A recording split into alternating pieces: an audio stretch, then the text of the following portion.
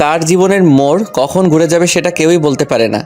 এই মোড় ঘুরে যাওয়ার সাথে কারো জীবনে সুখ আসে আর কারো জীবনে দুঃখ আসে। কি বুঝতে পারছেন না কিছুই, তাই তো? তাহলে গল্পে যাওয়া যাক। আমি চিৎকার করতে পারছি না, আমার চিৎকার করার রাস্তা বন্ধ করে দিয়েছে। আমার শরীরে লাঠির আঘাতে আঘাতে শরীর থেকে রক্ত পড়ছে। আমার রক্তাক্ত জায়গাতে লবণ দিয়ে আমার যন্ত্রণা আরও বাড়িয়ে দিচ্ছে।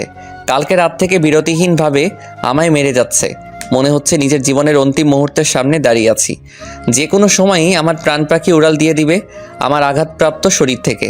পুলিশ কনস্টেবলরা আমায় মারতে মারতে আমার অবস্থা পুরো খারাপ করে দিয়েছে। মানুষ তার ইগো আর নিজের বদলা নেওয়ার জন্য কতটা নিচে নামে পারে সেটা রিদিতাকে না দেখলেই হয়তো বুঝতেই পারতাম না। এখন মনে হচ্ছে কেন সেদিন রিদিতা অমন করে নিজে থেকে কথা বলতে আসছিল, কেন আমার আর ডলির কাছে এসে ক্ষমা চেয়েছিল। আসলে সব কিছুই ছিল ওর প্ল্যানের অংশ। মনে হচ্ছে আমায় যদি এর চেয়ে কেউ মেরে ফেলতো তাহলে ভালো হতো। হঠাৎ করে আমার মাথা চক্কর দিয়ে ওঠে আর চোখটা কেমন করে জানি বন্ধ হয়ে আসছে। দুজন পুলিশ কনস্টেবল রাহুলকে ঝুলিয়ে রেখে মেরে যাচ্ছে। রাহুল চিৎকার করতে যেও চিৎকার করতে পারছে না। রাহুলের মুখে একটা ছোট ফোমের বল ঢুকিয়ে রাহুলকে মেরে যাচ্ছে। হঠাৎ করে রাহুল নড়াচড়া বন্ধ করে শান্ত হয়ে যায়।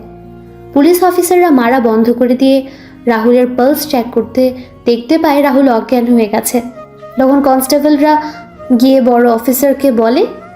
অফিসার এসে রাহুলকে পরীক্ষা করে সেখান থেকে তারা ফোন নিয়ে কাউকে কল দিল।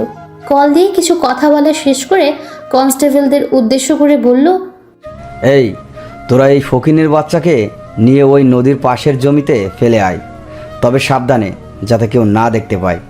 কনস্টেবলরা রাহুলকে নিচে নামিয়ে একটা গাড়িতে তুলে দিয়ে নদীর পাড়ের উদ্দেশ্যে গাড়ি ছোটালো। এবার জেনে আসে রাহুলের সাথে এমনটা হওয়ার কারণ কি। 1 বছর আগে বাবা মা ছাড়া পৃথিবীটা কতটা অসহায় সেটা আমার মতো অনাথ ভালোই বুঝতে পারছি। টাকা পয়সা সম্পত্তির জন্য কাছের মানুষগুলো হিংস্র চেহারাটাও দেখতে পেলাম। আপনারা হয়তো কিছুই বুঝতেছেন না, চলুন গল্পে যাওয়া যাক। একটা রুমের ভিতরে আমায় হাত পা বেঁধে মেরে যাচ্ছে আমার মামি, মামাতো বোন আর মামা। আমি যে চিৎকার দিয়ে কিছু বলবো সেটা কোনো পথ খোলা রাখেনি ওরা। আমার মুখে গুছিয়ে দিয়েছে কাপড়ের অনেক ছোট ছোট টুকরো। মনে হচ্ছে নিজের জীবনের অন্তিম যাত্রার সামনে দাঁড়িয়ে আছি। আমার শরীরে লাঠির আঘাতে ফেটে যাওয়া স্থান দিয়ে রক্ত পড়ছে আর সেই আঘাতপ্রাপ্ত জায়গায় লেবু চিপে লেবুর রস আর লবণ ঢেলে দিচ্ছে। আমি এই যন্ত্রণা যে সহ্য করতে পারছি না, ব্যথা যন্ত্রণা সব কিছু মিলিয়ে আমার চোখের জল আমার চিৎকারের রূপ নিয়ে বের হয়ে যাচ্ছে। হে সৃষ্টিকর্তা, আমায় কেন এমন এই নিষ্ঠুরতম পৃথিবীতে পাঠালে? আর যদি পাঠাবে তাহলে কেন একটু শান্তি দিয়ে দিলে না? শুনেছি মানুষ সৃষ্টির সেরা জীব, তাহলে আমার উপর এত অত্যাচার কেন? কিছুক্ষণ পর আমার হাতের ও পায়ের বাঁধন খুলে দিয়ে মামা মামি আর মামাতো বোন আমার রুম থেকে চলে যায়। আপনারা নিশ্চয়ই ভাবছেন আমি কিছু করেছি যার জন্য তারা আমায় এমন করে মারছে। সেটা ভাবলে আপনারা ভুল ভাবছেন।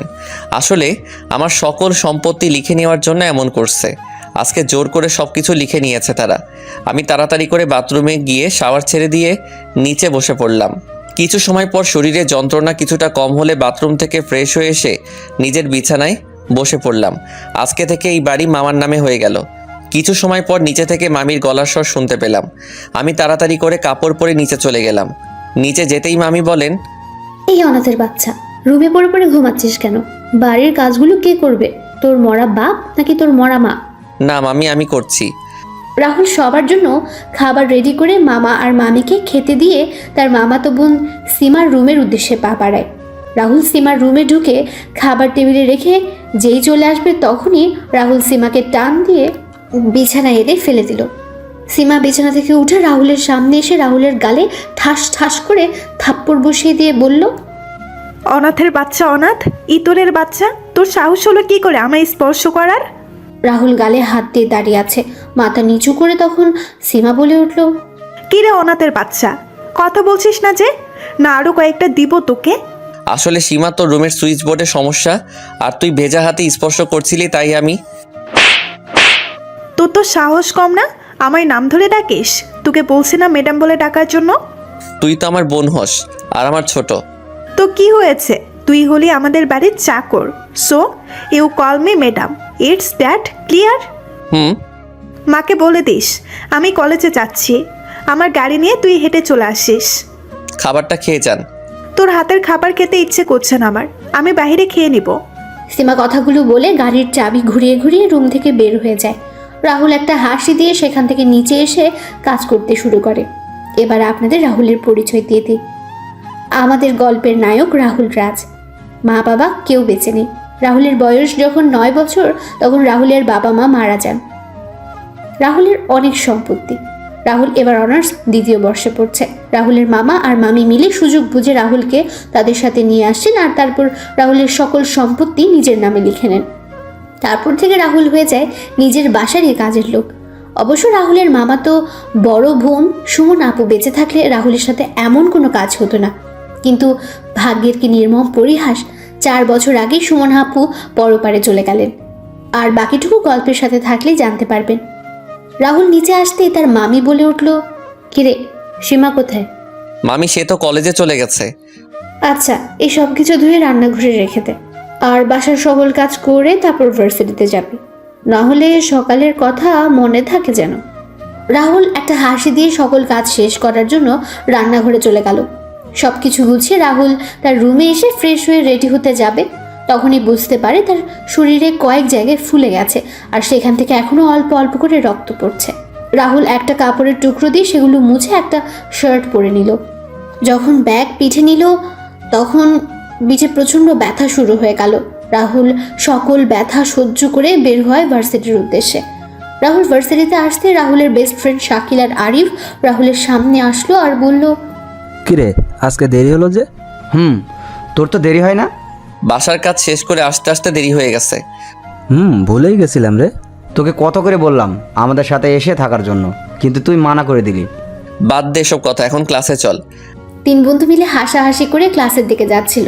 তখনই রাহুলের সাথে একটা মেয়ের ধাক্কা লাগে আর মেয়েটা মাটিতে পড়ে যায়। রাহুল মেয়েটার দিকে হাত বাড়িয়ে দিয়ে বলে, আসলে আমি দেখতে পাইনি, আমরা কথা বলে আসছিলাম, কিন্তু কি থেকে যে কি হয়ে গেল, আই এম সো সরি। মেয়েটা মাটি থেকে উঠে রাহুলের গালে ঠাস ঠাস করে থাপ্পড় দিয়ে বলে উঠল, মেয়ে দেখলে ধাক্কা খেতে ইচ্ছে করে? তোদের মতো ছেলেদের জন্য আজকে মেয়ে ভালোভাবে ঘোরাফেরা করতে পারে না, নিজের ইচ্ছে মতো স্বাধীনভাবে চলাচল করতে পারে না। তোকে দেখে তো মনে হচ্ছে ভালো ছেলে, কিন্তু তোদের মতো এমন চেহারার ছেলেদের দ্বারাই এমন কাজ করতে পারে। আসলে আপনি... তোর তো সাহস কম না, আমার মুখের উপর কথা বলিস? এই তোরা এই ছেলেকে আমার সামনে থেকে নিয়ে যা, না হলে আমি এই ছেলেকে মেরে ফেলবো। অর্পা আর মিথিলা এসে রিদিতাকে বলে, রিদি চল তো এখান থেকে, এই ছেলের সাথে কথা বলে লাভ নেই, চল তো ওইদিকে যাই। চল, এর সাথে কথা বলে লাভ নেই। আর শুন, তুই আমার সামনে পড়লে তোর অবস্থা খারাপ করে দিব। কথাটা বলে রিদিতা আর তার বন্ধুরা চলে গেল। শাকিল আর আরিফ রাহুলের সামনে এসে বলল, সরি বন্ধু, আমাদের জন্য তোকে কথা শুনতে হলো। রে বন্ধু, ভুলটা আমাদেরই ছিল। আরে বেটার চল তো, আমি এসব কথায় কান দেই না। ছোট থেকে শুনতে শুনতে আমার গায়ে এখন শুয়ে গেছে। রাহুল কথাটা বলে ক্লাসের দিকে হাঁটা দিল আর পেছন পেছন আরিফ আর শাকিল আসছে। রাহুল ক্লাসে এসে সামনের সিটে বসে পড়লো। তখন রিধিতা ক্লাসে এসে প্রবেশ করলো। রাহুলকে সামনের সিটে বসতে দেখে রিধিতা বলে উঠল, ফকিরের বাচ্চা, তুই কোন সাহসে এখানে এসে বসেছিস? কেন এখানে বসলে কি কোনো সমস্যা? সামনে বসবে আমাদের মতো স্মার্ট শিক্ষিত মেয়েরা, তোর মতো গাইয়া খ্যাত ফকির রানা। ও আচ্ছা। রাহুল আর কোনো কথা না বলে পেছনে গিয়ে বসলো। কিছুক্ষণ পর শাকিল আর আরিফ রাহুলের পাশে এসে বসলো। স্যার ক্লাসে ঢুকে রাহুল আর আরিফ আর শাকিলের সাথে বসে পড়ে। কিছুক্ষণ পর স্যার ক্লাসে প্রবেশ করেন। স্যার সবার দিকে তাকিয়ে যেই ক্লাস শুরু করবেন তখন স্যার রাহুলের দিকে তাকিয়ে বললেন, কি রে রাহুল, পিছনে বসে আছিস কেন? এমনি স্যার। তোরা না বলছিস সামনে বসতে? স্যার ক্লাস যে কোনো এক জায়গায় বসে করা যায়, সামনে বসে ক্লাস করলেই যেই স্যার আমি ভালো স্টুডেন্ট স্মার্ট হয়ে যাবো এমনটা তো নয়। তা অবশ্য ঠিক বলেছিস তুই। রাহুল কথাগুলো একবার রিদিতার দিকে তাকায় আর রিদিতা রাহুলের কথাগুলো শুনে রাগী চোখে রাহুলের দিকে তাকায়। এদিকে অর্পা আর মিথিলা রিদিতাকে আস্তে আস্তে শুনিয়ে শুনিয়ে বলল, ঠান্ডা মাথায় কিছুক্ষণ আগের বদলা নিয়েছিল ছেলেটা। এবার বুঝতে পারছি রাহুলকে কেন ভালো স্টুডেন্ট। রিদি, তুই ওর দিকে তাকিয়ে আছিস কেন? ছেলের সাহস কেমন দেখেছিস? দেখেছিস, বুকের পাঠা আছে ছেলের। মিস রিদিতা আর রিদিতার 2 হাত, আপনারা ক্লাস করবেন না, বের হয়ে যাবেন। ক্লাস করার ইচ্ছে না থাকলে রুম থেকে বের হয়ে যেতে পারেন, দরজা আপনাদের সামনেই আছে। কেউ আর কোনো কথা বলল না। স্যার ক্লাস নেওয়া শুরু করলেন। একজন স্যারের ক্লাসের পর আরেকজন স্যার এসে ক্লাস নিয়ে চলে গেলেন। ক্লাস শেষ করে রাহুল, শাকিল, আরিফ শহীদ মিনারে বসে কথা বলছিল। তখনই রিদিতা এসে বলল, তোর তো সাহস কম না, তুই আমার ক্লাসের সবার সামনে অপমান করিস। আমি আপনাকে কখন অপমান করলাম? তুই ক্লাসে আমায় এই কথাগুলো শুনিয়ে শুনিয়ে কেন বললি? ক্লাসের কেউ এসে প্রতিবাদ করছে না, তাহলে তুই কেন এসেছিস রিদিতা? জানেন তো, চোরের মন পুলিশ পুলিশ। তুই জানিস আমি কে, আমার পরিচয় কি? আপনাকে দেখে আপনার সম্পর্কে জানা হয়ে গেছে আমার। আপনি কোনো অহংকারী বাবা মায়ের অহংকারী মেয়ে হবেন যে মানুষকে মানুষ মনে করেন না। শাকিল, আরিফ, চল এখান থেকে। রাহুল কথাগুলো বলে ভার্সিটি থেকে বের হয়ে আসে। রাহুল বাড়িতে এসে দেখতে পায় বাড়িতে কেউ নেই। রাহুল তার রুমে যাবে, তখন সে শুনতে পায় অদ্ভুত কিছু শব্দ। রাহুল শব্দগুলো অনুসরণ করে কিছুটা সামনে যেতেই একটা রুম দেখতে পায়। রুমটা ছিল সীমার রুম। রাহুল রুমের সামনে গিয়ে দেখতে পায় দরজা ভেতর থেকে ঠিকমতো লাগানো হয়নি। রাহুল দরজা ঠেলে দেখতে পায়, আমি দরজা ঠেলে দেখতে পেলাম আমার মামাতো বোন সীমা আর একটা ছেলে অন্তরঙ্গ সম্পর্কে জড়িয়েছে। তারা এই পাপ কাজের নেশায় এতটাই বিভোর যে দরজাটা লাগাতেই ভুলে গেছে। আমি তো নিজের চোখকে বিশ্বাস করাতে পারছি না। আমার মাথা যেন ঘুরতে লাগলো।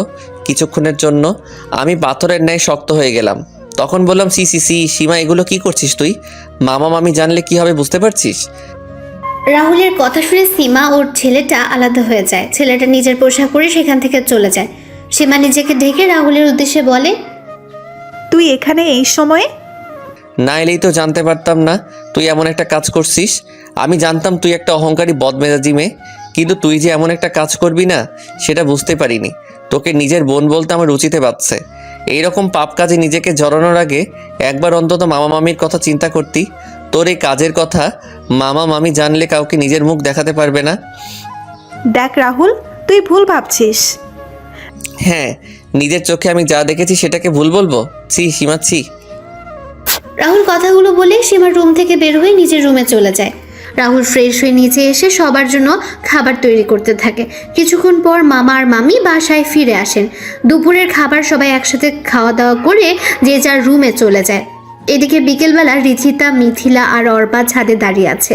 তখন তিনজনই দেখতে পায় রাহুল একটা কবরস্থান থেকে বের হচ্ছে নিজের চোখ মুছতে মুছতে। তখন অর্পা বলে, রাহুল আমাদের এলাকায় কি করে? আমি কি জানি। কালকে ওই ছোট লোকের বাচ্চাকে একটা উচিত শিক্ষা দিব। এই রিদিতা চৌধুরীকে অপমান করার পরিণাম কতটা খারাপ সেটা বুঝতে পারবে। আরে বাদ দে না, ক্লাসের কেউ কিছু বলছে না, তুই বলছিস কেন? সামান্য একটা রাস্তার ছেলে হয়ে ওর সাহস হলো কি করে আমার সাথে অমনটা করার? চল ঘুরে আসি কোথা থেকে, এতে মনও ফ্রেশ হয়ে যাবে। এটাই ভালো হবে, চল রিদিতা। কথাটা বলে তিনজনই বেরিয়ে পড়ে। এইদিকে সন্ধ্যাবেলা রাহুল বাসায় ফিরে নিজের রুমে গিয়ে ফ্রেশ হয়ে পড়তে বসে। এই সন্ধ্যাবেলা রাহুলের কাজ করতে হয় না, তার মামি কাজ করেন। কিছুক্ষণ পর সবাই নাস্তা করে যে যার রুমে চলে যায়। রাহুল যখন পড়ছিল তখন সীমা রাহুলের রুমের সামনে এসে দরজায় কড়া নাড়ে। রাহুল তাকিয়ে সীমাকে দেখতে পেয়ে বলে ওঠে, কি চাই ম্যাডাম? কিছু লাগবে? না। আমি জানি আমি তোর সাথে অনেক খারাপ আচরণ করেছি, তোর গায়ে হাত তুলেছি। আমার এসব কাজের জন্য ক্ষমা চাওয়ার কোনো সুযোগও আমি রাখিনি। তবুও তোর পায়ে ধরে বলছি ভাইয়া, তুই আমায় ক্ষমা করে দে ভাইয়া। আমি তো তোর নিজের বোন না, তবুও নিজের বোন মনে করে ক্ষমা করে দে ভাইয়া, প্লিজ প্লিজ। সীমা কথাগুলো বলে রাহুলের পা জড়িয়ে কান্না করতে থাকে। রাহুল কিছু বলছে না। সীমার চোখের জল রাহুলের পায়ে পড়ছে। রাহুল কি করবে বুঝতে পারছে না। তখন রাহুল নিজের সকল রাগকে ভুলে সীমাকে তার পা থেকে তুলে চেয়ারে বসিয়ে বলে, আচ্ছা যা, আমি তোকে ক্ষমা করে দিলাম। তোকে আমায় কথা দিতে হবে তুই ভবিষ্যতে এমন কাজ আর কখনো করবি না। পড়ালেখায় কোনো ফাঁকি ঝুঁকি দিবি না। আমার কথাগুলো রাখতে পারলে আমি তোকে ক্ষমা করে দিব। আমি তোর সব কথা রাখবো। যা, নিজের রুমে যা এখন। রাহুল তার পড়ালেখা শেষ করে নিচে এসে খাওয়া দাওয়া করে তার রুমে গিয়ে শুয়ে পড়ে। পরের দিন সকালে রাহুল ভোরে ঘুম থেকে ওঠে। নিচে এসে রান্না করে সীমাকে দেখে অবাক হয়ে যায়। সীমাকে উদ্দেশ্য করে বলে, কিরে তুই এত সকালে রান্নাঘরে? আমি কেন? আজকে থেকে আমি সকাল দুপুরের নাস্তা খাবার আমি আর মা সবার জন্য তৈরি করব। তুই কোনো কাজ করবি না, তুই এখন শুধু পড়ালেখা করবি। আমরা এতদিন তোর সাথে খারাপ ব্যবহার। কালকে কি বললি আর এখন কি করছিস? সব কিছু মনে আছে আমার। পড়ালেখা করবি তাহলে রান্নাঘরে কি, যা গিয়ে পড়তে বস। যা তো ভাইয়া, আমায় ডিস্টার্ব করিস না, তুই রুমে গিয়ে ফ্রেশ হয়ে আয়, আমি খাবার দিচ্ছি। কিন্তু যা তো তুই। সীমা রাহুলকে সেখান থেকে তার রুমে ঠেলে পাঠিয়ে দেয়। রাহুল হাসতে হাসতে তার রুমে চলে যায়। এদিকে রাহুলের মামি নিচে এসে দেখতে পান সীমা রান্নাঘরে রান্না করছে। তখন সীমাকে বললেন, সীমা তুই রান্না করে কেন, রাহুল কোথায়? ভাইয়া এসেছিল, কিন্তু আমি ভাইয়াকে তার রুমে পাঠিয়ে দিয়েছি। ভাইয়া মানে? ভাইয়াকে ভাইয়া বলবো না তো কি বলবো? মা তোর শরীর খারাপ, তুই কি বলছিস এসব? মা আমি ঠিক বলছি। কিছুক্ষণ পর সবাই খাওয়া দাওয়া শেষ করে নিজের রুমে চলে যায়। রাহুল রেডি হয়ে গাড়ির কাছে এসে সীমার জন্য অপেক্ষা করতে থাকে। কিছুক্ষণ পর সীমাও চলে আসে গাড়ির কাছে। দুজনে গাড়িতে বসে রাহুল গাড়ি চালানো শুরু করে। কিছুক্ষণ পর সীমার কলেজে সীমাকে নামিয়ে দিয়ে গাড়ি যেয়ে রেখে আসতে যাবে, তখন সীমা বলে, ভাইয়া গাড়ি তুই নিয়ে যা, তুই 1:30 এখানে চলে আসিস। না, গাড়ি এখানে থাক। না, আমি যা বলেছি সেটাই, যা এখন তুই। রাহুল গাড়ি নিয়ে ভার্সিটিতে প্রবেশ করে গাড়ি পার্ক করে গাড়ি থেকে বের হয়। রাহুলকে গাড়ি থেকে বের হতে দেখে অনেকে তাকিয়ে আছে। অর্পা আর মিথিলা বলে ওঠে, এটা কি দেখছি আমি? যেই ছেলে গতকালকে নোংরা পোশাক পরে ভার্সিটিতে এসেছিল আজকে দামি একটা গাড়ি থেকে নামছে। এটা দেখে আমার মনে হচ্ছে কাশেম টিভির কোনো প্রোগ্রাম চলছে। রিদিতা অর্পা আর মিথিলাকে পিঠে দুটো ধুম করে বসিয়ে দিয়ে বলে ওঠে, এত গড়াগড়ি করছিস কেন? দেখ গাড়ি কোথা থেকে ভাড়া করে নিয়ে আসছে হয়তো। বন্ধু কী রে, হঠাৎ করে গাড়ি নিয়ে? না, কালকের অপমানের বদলা নিতে। নাব্বে সালা, আসলে সীমার ওই কথাটা বললাম না। ও আচ্ছা, এই ব্যাপার। তবে একদিক দিয়ে ভালো হয়েছে, সীমা যে তোকে সাপোর্ট করেছে, এটাই অনেক ভালো।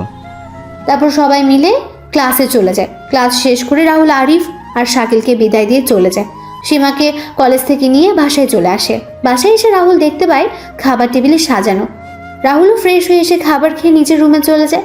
রাতের বেলা সবাই যখন খাবার খাচ্ছিল তখন টিভির নিউজে সবাই শুনতে পায় আজকের সিলেটের বড় রাস্তার পাশের মোড়ে কয়েকজন সন্ত্রাসীর মরদেহ গাছের ডালে ঝুলন্ত অবস্থায় পাওয়া গেছে। পুলিশ এখনো সঠিক করে কিছু বলতে পারছে না, তবে সন্ত্রাসীদের বুকে বড় বড় করে লেখা আছে দ্য ডেথ ডেভিল। এভাবে চলে যায় 10টা দিন। এই 10 দিনে সীমা রাহুলের সাথে অনেক ভালো ব্যবহার করেছে, নিজের ভাইয়ের মতো। এই 10 দিনে মনে হয়েছে সীমা ও রাহুলের একজন মায়ের পেটের ভাই বোন। পরের দিন সকালে রাহুল ভার্সিটিতে চলে যায়। আজকে অবশ্য সীমা কলেজে যায়নি, তাই রাহুল গাড়ি নিয়ে আসেনি। রাহুল ভার্সিটিতে আসতেই বিধিতা বলে ওঠে, কি রে ছোট লোক, আজকে তোর গাড়ি কোথায়? এই কয়েকদিন তো গাড়ি নিয়ে এসেছিলি। আপনার কি কোনো কাজ নেই? আমি তো আপনার সাথে নিজে থেকে কথা বলি না, তাহলে কেন আমার সাথে আসছেন কথা বলতে? আর কথা যখন বলতেই হবে তাহলে ভদ্রভাবে কথা বলতে পারেন না? না পরিবার থেকে ভদ্রভাবে কথা বলার সুযোগ পাননি? তোর মতো ছোট লোকের সাথে আমায় কথা বলতে হলে চিন্তা করে কথা বলতে হবে। ওই যে বললাম, আপনি কোন পরিবারের মেয়ে সেটা আপনাকে দেখেই বোঝা যাচ্ছে। রাহুল আর কোনো কথা না বলে সেখান থেকে ক্লাসে চলে যায়। কিছুক্ষণ পর স্যার ক্লাসে এসে ক্লাস শুরু করেন। ক্লাস শেষ করে যখন সবাই বের হচ্ছিল তখনই রাহুলের ফোন বেজে ওঠে। রাহুল ফোন রিসিভ করার সাথে ও পাশ থেকে কেউ কিছু কথা বলে। রাহুল তাড়াতাড়ি করে বাড়ির সামনে এসে দেখতে পায় বাড়িতে অনেক মানুষ। রাহুল হাঁটছে সামনের দিকে, কিন্তু এত মানুষ বাড়িতে কেন সেটা বুঝতে পারছে না। রাহুল কিছুটা সামনে যেতে তার মামির গলা শুনতে পেলে রাহুল তাড়াতাড়ি করে ঘরে ঢুকে পড়ে। আর ঘরে ঢুকে যা দেখতে পেল এতে করে রাহুলের মাথায় আকাশ ভেঙে পড়ে। রাহুল কি করবে বুঝতে পারছে না। রাহুল ধীর পায়ে হেঁটে ফ্লোরে সাদা চাদর জড়িয়ে রাখা লাশটার সামনে যে চাদর সরিয়ে দেখতে পায় সীমা মাটিতে শুয়ে আছে। রাহুল সীমার লাশের পাশে ধূপ করে বসে যায়। রাহুলের চোখ দিয়ে জল গড়িয়ে পড়ছে। রাহুল তার মামির দিকে তাকাতে রাহুলের মামি রাহুলের দিকে কান্না মিশ্রিত কণ্ঠে বলে উঠলেন, আমি বাসায় এসে কারো কোনো সারা শব্দ পাচ্ছিলাম না, তাই আমি যখন সীমার রুমের সামনে আসি তখন দেখি সীমা তার রুমের ফ্যানের সাথে ঝুলছে। কথাটা বলে মামি কান্না করতে থাকেন। রাহুল কি বলবে বুঝতে পারছে না। তখন রাহুল সীমার হাতে একটা কাগজ দেখতে পায়। রাহুল কাগজটা নিয়ে দেখতে পায় সেখানে লেখা আছে, ভাইয়া আমায় ক্ষমা করে দিস, আমি তোর কথাগুলো রাখতে পারলাম না। চেষ্টা করেছিলাম তোর কথা রাখার জন্য, কিন্তু রাখতে পারিনি। আমি তোর সাথে অনেক খারাপ ব্যবহার করেছি, এমনকি তোর উপর হাত তুলেছি। ভাইয়া আমায় ক্ষমা করে দিস, ভালো থাকিস আর আমার মা বাবাকে দেখে রাখিস। আমার মা বাবার আর কেউ রইল না রে ভাইয়া, এখন তুই তাদের জন্য সব কিছু। ইতি তোর বেয়াদব বোন সীমা। রাহুল চিঠিটা পড়ে সীমার প্রাণহীন দেহটাকে জড়িয়ে ধরে কান্না করতে থাকে। কিছুক্ষণ পর বাসায় পুলিশ আসে আর জিজ্ঞেস করে, আপনাদের কারো উপর কি কোনো সন্দেহ হচ্ছে? না, আমাদের কারো উপর কোনো সন্দেহ হয় না। পুলিশ অফিসার বললেন, অফিসার আপনারা এখন আসতে পারেন। পুলিশ অফিসার চলে যায়। 2 ঘন্টা পর সীমাকে সমাহিত করা হয়। সীমার মৃত্যুর খবর শুনে আরিফ আর শাকিলও আসে। শাকিল আর আরিফ রাহুলকে শান্ত করার চেষ্টা করছে। সবাই সকল কাজ শেষ করে চলে যায়। রাহুল তার রুমে গিয়ে ঘুমিয়ে পড়ে। রাতের বেলা রাহুল সবার জন্য খাবার তৈরি করে আর তার মামা আর মামির রুমে নিয়ে গিয়ে বলে, মামা মামি চলো খেয়ে নিবে। না, আমার খিদে নেই, তুই খেয়ে নে। তুই খেয়ে ঘুমিয়ে পড়। তোমাদের শরীর খারাপ করবে না, খেলে চলো তো এখন। রাহুল জোর করে তার মামার মামিকে নিয়ে খাবার টেবিলে চলে যায় আর দুজনকে খাইয়ে দিচ্ছে নিজের হাতে। রাহুলের মামা আর মামি অবাক চোখে রাহুলের দিকে তাকিয়ে আছেন আর চোখের জল ফেলছেন। তখন রাহুলের মামা রাহুলকে বললেন, তোর সাথে তো আমরা অনেক খারাপ ব্যবহার করেছি, তারপরও তুই আমাদের। তো কি হয়েছে, মামা হচ্ছে মায়ের ভাই, মাতুল সমান, আর মামি হচ্ছে মায়ের পরবর্তী স্থান।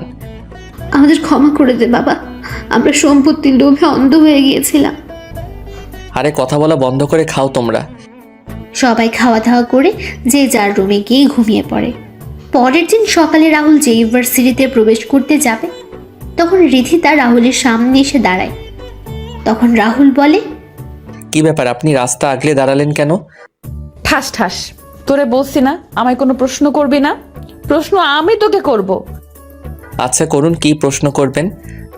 তুই কালকে আমার সিটে বসেছিস, তার উপর আমায় কথা শুনিয়েছিস, এর জন্য তোকে শাস্তি পেতে হবে। শাস্তি পেতে হবে মানে? এই তোরা বল, একে কি শাস্তি দেওয়া যায়? আজকে আরিফ আর শাকিল ভার্সিটিতে আসেনি। রিধিতার কথা শুনে ওর এক বন্ধু এক এক রকমের শাস্তির নাম বলছিল। তখন অর্পা বলে ওঠে, রিদিতা, কালকে না তোর পানের বোতল ড্রেনে পড়ে গেছিল ওইটা? Good idea. দেখুন, আমি ক্ষমা চাইছি কালকে সব কিছুর জন্য। আমার মন মেজাজ ভালো নেই, তাই আমায় এসব শাস্তি দিয়েন না। তুই এসব বলে পার পেয়ে যাবে ভেবেছিস? তাহলে তুই ভুল ভাবছিস। তুই ভুল করেছিস, তার মাসুল তো দিতেই হবে। কতগুলো বলে রিদিতা আর ওর বান্ধবীরা আমার দিকে এগোতে লাগলো আর আমি পিছাতে লাগলাম। পিছাতে পিছাতে আমি হঠাৎ আমার চোখ পড়ে, আমি একটা ড্রেনের ঢাকনা খোলা, আমি সেটা দেখে পাশ কেটে সরে আসি। কিন্তু রিদিতা আমার দিকে তাকিয়ে হাঁটছিল আর পড়ে গেল ড্রেনের ভিতরে। রিদিতাকে ড্রেনের ভিতরে পড়তে দেখে সবাই রিদিতাকে নিয়ে হাসাহাসি করছে। আমি দাঁড়িয়ে আছি চুপচাপ। আমি যে হাসছি না এটা নয়, আমি হাসছি, তবে ভেতরে ভেতরে। নিজেকে কিছুটা স্বাভাবিক করে আমি কিছুটা এগিয়ে গিয়ে হাত বাড়িয়ে দিয়ে বললাম, চলুন উঠে আসুন এখন। তুই শর্ত, তোর মতো ছোট লোকের হাতে আমি হাত রাখবো? ছোট লোককে সেটা এখন সবাই দেখতে পাচ্ছে। যেখানে পড়েছেন সেখান থেকে বাজে দুর্গন্ধ আসছে। আপনার বান্ধবীরা চলে গেছে, তাড়াতাড়ি উঠে আসুন। রাহুল রিধিতাকে গাড়ি থেকে তুলে দিয়ে বলে, যান, বাসায় গিয়ে ফ্রেশ হয়ে নিন, আর কারোর সাথে খারাপ কাজ করার আগে 3 বার ভেবে নেবেন। আসি আমি। রিধিতা চলে যায় গাড়ি নিয়ে বাসায়, আর রাহুল চলে যায় ক্লাসে। রাহুল গিয়ে দ্বিতীয় সারির একটা সিটে বসে পড়ে। কিছুক্ষণ সময় পর একটা ছেলে ক্লাসে প্রবেশ করে। রাহুল তখন বই পড়ছিল। তখনই রাহুল উড়ে গিয়ে দেওয়ালের সাথে ধাক্কা খায়। দেওয়ালের সাথে ধাক্কা খাওয়ার সাথে সাথে রাহুলের মাথা ফেটে রক্ত বের হয়ে যায়। রাহুল মাথা চেপে ধরে দাঁড়াতে একটা ছেলে বলে ওঠে, এই সিটটা হলো আমার, তুই এখানে বসার সাহস পেলি কোথা থেকে? যা পিছনে গিয়ে বসে পড় চুপচাপ। কোনো কথা না বলে নিজের মাথা চেপে ক্লাস থেকে বের হয়ে একটা গাছের নিচে বসে পড়লাম। মাথাটাও কেমন যেন ঘুরছে, কি করব বুঝতে পারছি না। হঠাৎ করে চোখ দুটো বন্ধ হয়ে গেল। রাহুলের যখন জ্ঞান ফেরে তখন সে দেখতে পায় একটা রুমে শুয়ে আসে। তারপর পাশে আরিফ, শাকিল আর একটা মেয়ে দাঁড়িয়ে আছে। তখন রাহুল বলে, তুই হাসপাতালে আছিস আর আমাদের এখানে ও আসতে বলেছে। কে উনি? আমার নাম ডলি, আমি তোমাদের সাথেই পড়ি। আসলে ক্লাসে যে ছেলেটা তোমায় মেরেছে সে হচ্ছে এই শহরের মাফিয়া ও ড্রাগসের ব্যবসাকারী জয়নালের ছেলে ডনি। তুমি যেই সিটে বসেছিলে ওই সিটে ডনি ছাড়া কেউ বসে না। কিন্তু ওই ছেলেকে তো আমি এই কয়েক মাসে ক্লাসে দেখিনি। রাহুল, তোকে এটা বলা হয়নি আমাদের। আসলে ডনি খুব কম সময়ে ভার্সিটিতে আসে। যখন ড্রাগসের মজুদ ভার্সিটিতে শেষ হয়ে যায় তখন ডনি আসে। মানে? পরে শোনা যাবে। তুমি রেস্ট নাও, আমি আসছি বিল মিটিয়ে। রাহুল চোখ বন্ধ করে শুয়ে আছে আর মনে হচ্ছে সীমার কথা আর সুমনা আপুর কথা। রাহুলের চোখগুলো ভিজে ওঠে। রাহুল চোখের জল মুছে চোখ বন্ধ করে মুখে একটা হাসি বজায় রেখে সিটি বাজাতে থাকে। কিছু সময় পর রাহুলকে নিয়ে আরিফ আর শাকিল বাসায় চলে যায়, আর ডলি চলে যায় ডলির বাসায়। আরিফ আর শাকিল মামা মামিকে সবকিছু খুলে বলে। তখন মামা বলেন, বাবা তুই চিন্তা করিস না, আমি ওই ছেলেকে জেলের ভাত খাইয়ে ছাড়বো। মামা বাদ দাও তো, কুকুর কুকুরের মতো কাজ করেছে, তাই আমরাও কি কুকুরের মতো কাজ করব? রাহুল ঠিক বলেছে, ঝামেলা বাড়িয়ে লাভ নেই। নিজের 2 মেয়েকে তো হারালাম, এবার এই ছেলেকেও না হারিয়ে ফেলবো। রাতের বেলা সবাই খাওয়া দাওয়া করে ঘুমিয়ে পড়ে। এদিকে ডলি তার বাবাকে বলছে, বাবা, আমাদের কয়েকজন এজেন্টের কোনো সন্ধান পাচ্ছি না। সকল এজেন্টের লোকেশনও বের করা যাচ্ছে না। ডনির বাবা ডনির গালে থাপ্পড় বসিয়ে দিয়ে বলে ওঠেন, লজ্জা করছে না তোর এই কথা বলতে? আমি বসকে বলে তোকে এই বাংলাদেশের দায়িত্ব দিয়েছি, আর সেই জায়গায় তুই কোনো কিছুই খুঁজে বের করতে পারছিস না। তোর জন্য বসের কাছে আমায় শুধু শুধু কথা শুনতে হচ্ছে। বাবা, আমি চেষ্টা করেছি, কিন্তু কিছুই তো হচ্ছে না। আমার লোকেরা ওদের ভালো করে খুঁজেছে, কিন্তু পায়নি। আমার মনে হয় ওদের কেউ মেরে ফেলেছে। আচ্ছা আমি দেখছি। ডনি যখন রুম থেকে বের হয়ে যাবে তখন জয়নালের ফোন বেজে ওঠে। জয়নাল ফোন রিসিভ করে ওপাশ থেকে যা শুনতে পেল তাতে জয়নাল থপ করে সোফায় বসে পড়ে আর হাত থেকে ফোন পড়ে যায়। ডনি তার বাবার কাছে এসে তার বাবাকে ধরে বলে, বাবা, কি হয়েছে? কে কল দিয়েছিল? আর তুমি কী বা শুনলে? আমাদের সকল ইনফরমেশন কেউই হ্যাক করে দিয়েছে এবং কোনো একজন মাফিয়াকে দিয়ে দিয়েছে। কি বলছো কি? হ্যাঁ, এখন এই ইনফরমেশনগুলো লিক হয়ে গেলে আমাদের মৃত্যু নিশ্চিত। আমরা কোনো দেশে পালিয়ে বাঁচতে পারবো না। বাবা, এখন কি করবে তাহলে? একজন আছে যে আমাদের রক্ষা করতে পারে। কে বাবা? হ্যাকার রাজ। জয়নাল ফোন দিয়ে রাজের সাথে কথা বলে, রাজের সাথে দেখা করতে চায় এবং রাজও দেখা করতে চায়। পরের দিন বিকেলে রিদিতা ছাদে দাঁড়িয়ে আছে কফি হাতে। তখন রিদিতা দেখতে পায় রাহুল কবরস্থান থেকে বের হয়ে যাচ্ছে। এদিকে রাজ চলে আসে জয়নালের বলা ঠিকানায়। রাজের মুখে মাস্ক ছিল আর জয়নাল বলছে, রাজ, এখন তোকে আমাদের খুব দরকার। আমাদের এখানে বেঁচে থাকা অনেক কষ্টদায়ক হয়ে গেছে। আমি কিছু করতে পারবো না। আমি ওই রাস্তা ছেড়ে দিয়েছি। আমি এখন ভালো হতে চাই। নিজের পুরনো রূপটাকে আমি 4 বছর আগে দাফন করে দিয়েছি। তাই আমায় কল দিয়ে বিরক্ত করবি না। আমায় বিরক্ত করলে এর ফল ভালো হবে না। আর হ্যাঁ, আমার পরিচয় যেন কেউ জানতে না পারে। রাজ কথাটা বলে সেখান থেকে চলে যায় আর জয়নাল ও ডনি তাকিয়ে আছে রাজের যাওয়ার দিকে। তখন ডনি বলে, বাবা, তুমি চিন্তা করো না। আমি একে আজকে রাত শেষ হওয়ার আগেই নিয়ে আসব। জানিস এই রাজকে? কি তার পরিচয়, কি তার কাজ? বাবা, পুরো হ্যাকারদের গডফাদার হলো রাজ। রাজের সাথে পাঙ্গা নিয়ে আজ পর্যন্ত কেউ বাঁচতে পারেনি, আর তুই বলছিস সেই রাজকেই নিয়ে আসবি? ড্রাগন গ্রুপের নাম শুনেছিস? আন্ডারওয়ার্ল্ডের এক সময়ের শক্তিশালী টিমের কথা বলছো? সেই ড্রাগন গ্রুপের লিডার হলো এই রাজ। কি? হ্যাঁ। এবার কি করবে তাহলে? ও যে মানা করে দিল। রাজ আসবে আমার কাছে খুব তাড়াতাড়ি। হা হা হা। পরের দিন রাহুল ভার্সিটিতে বসেছিল। তখন ডলি এসে রাহুলের পাশে বসে আর বলে, কি অবস্থা এখন তোমার? ভালো, ধন্যবাদ তোমায়। ডলি আর রাহুল কথা বলছিল তখন রিদিতা সেখানে চলে আসে। রাহুল সেখানে যেই উঠতে যাবে তখন ডলি রাহুলকে বসিয়ে দিল আর রিদিতা বলে, কি রে ছোট লোক, একটা মেয়েও জুটিয়ে নিয়েছিস? রীতিতা, মুখ সামলে কথা বলবি। মানুষকে সম্মান করতে শেখা উচিত তোর। কি রে ডলি, তুই ওই ফকিনের হয়ে কথা বলছিস কেন? প্রথম দেখায় ভালো লেগেছে কি?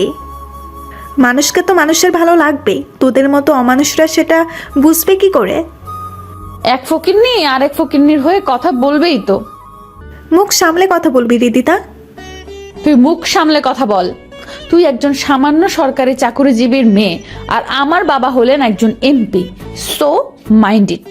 আমার সাথে লাগতে এলে তোর এমন অবস্থা করব যাতে তুই কাউকে মুখ দেখাতে না পারিস। তুই যে এতটা খারাপ আমি ভাবিনি। আমাদের তুই ফকিন্নি বললি না, আসলে তোর আচার ব্যবহার বোঝাই যায় কে ফকিন্নি আর কে ছোট লোক। ডলি, তুই কিন্তু মাত্রাতিরিক্ত কথা বলছিস। সামান্য একটা ছোট লোকের জন্য তুই আমার সাথে এইভাবে কথা বলছিস? অন্যকে কিছু বলার আগে নিজের অবস্থান নিজের ব্যবহার দেখে নিস। কথাগুলো বলে ডলি সেখান থেকে চলে যায় আর রাহুল চলে যায় ক্লাসে। রাহুল ক্লাসে এসে আরিফ আর শাকিলের সাথে বসে কথা বলছিল।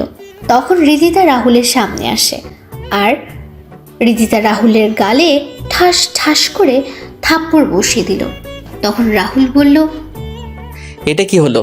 আপনি আমায় মারলেন কেন? তোর জন্য একটা মেয়ে আমার সবার সামনে অপমান করে গেল।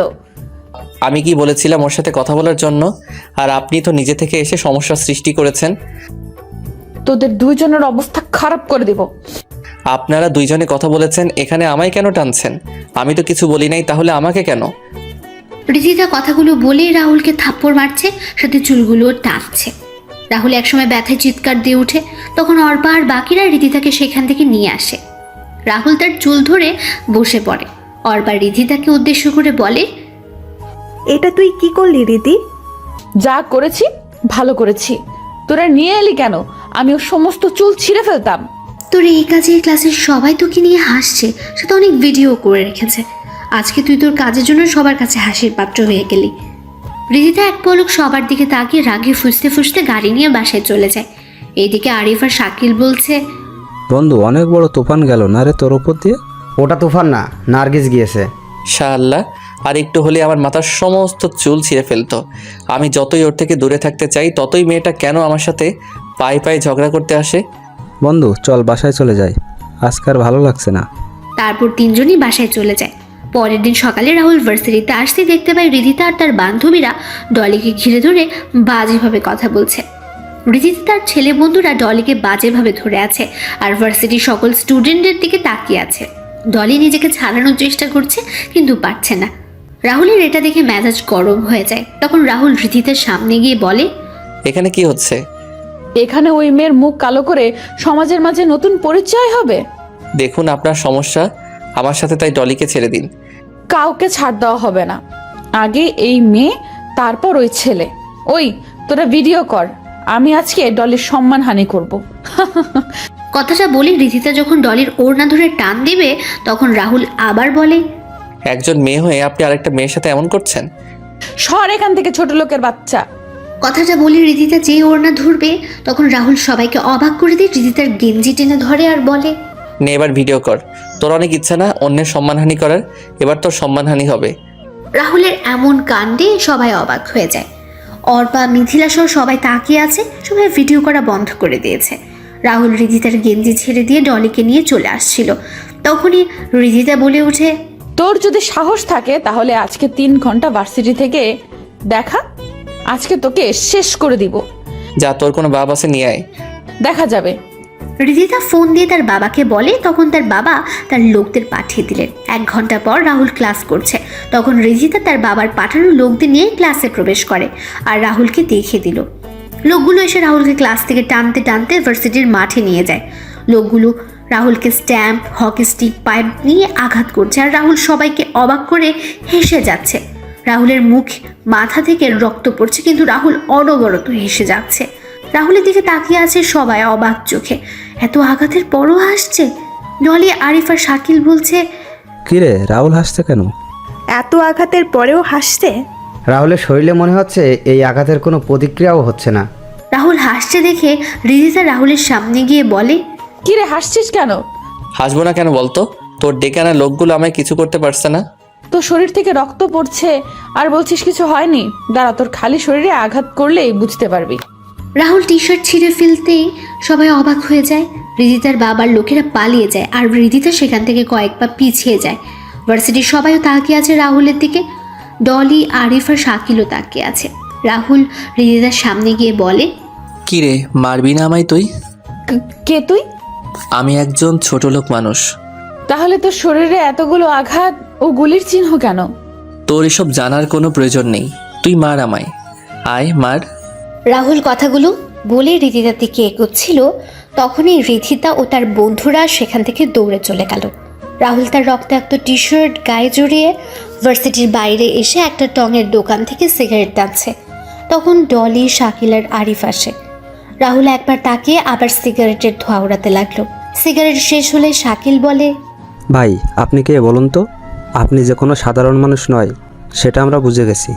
কি বলছিস কি তোরা? তোর শরীরে এগুলো এলো কিভাবে? বলবো সব, তবে লক্ষ্য যেদিন পূরণ হবে সেই দিন বলবো।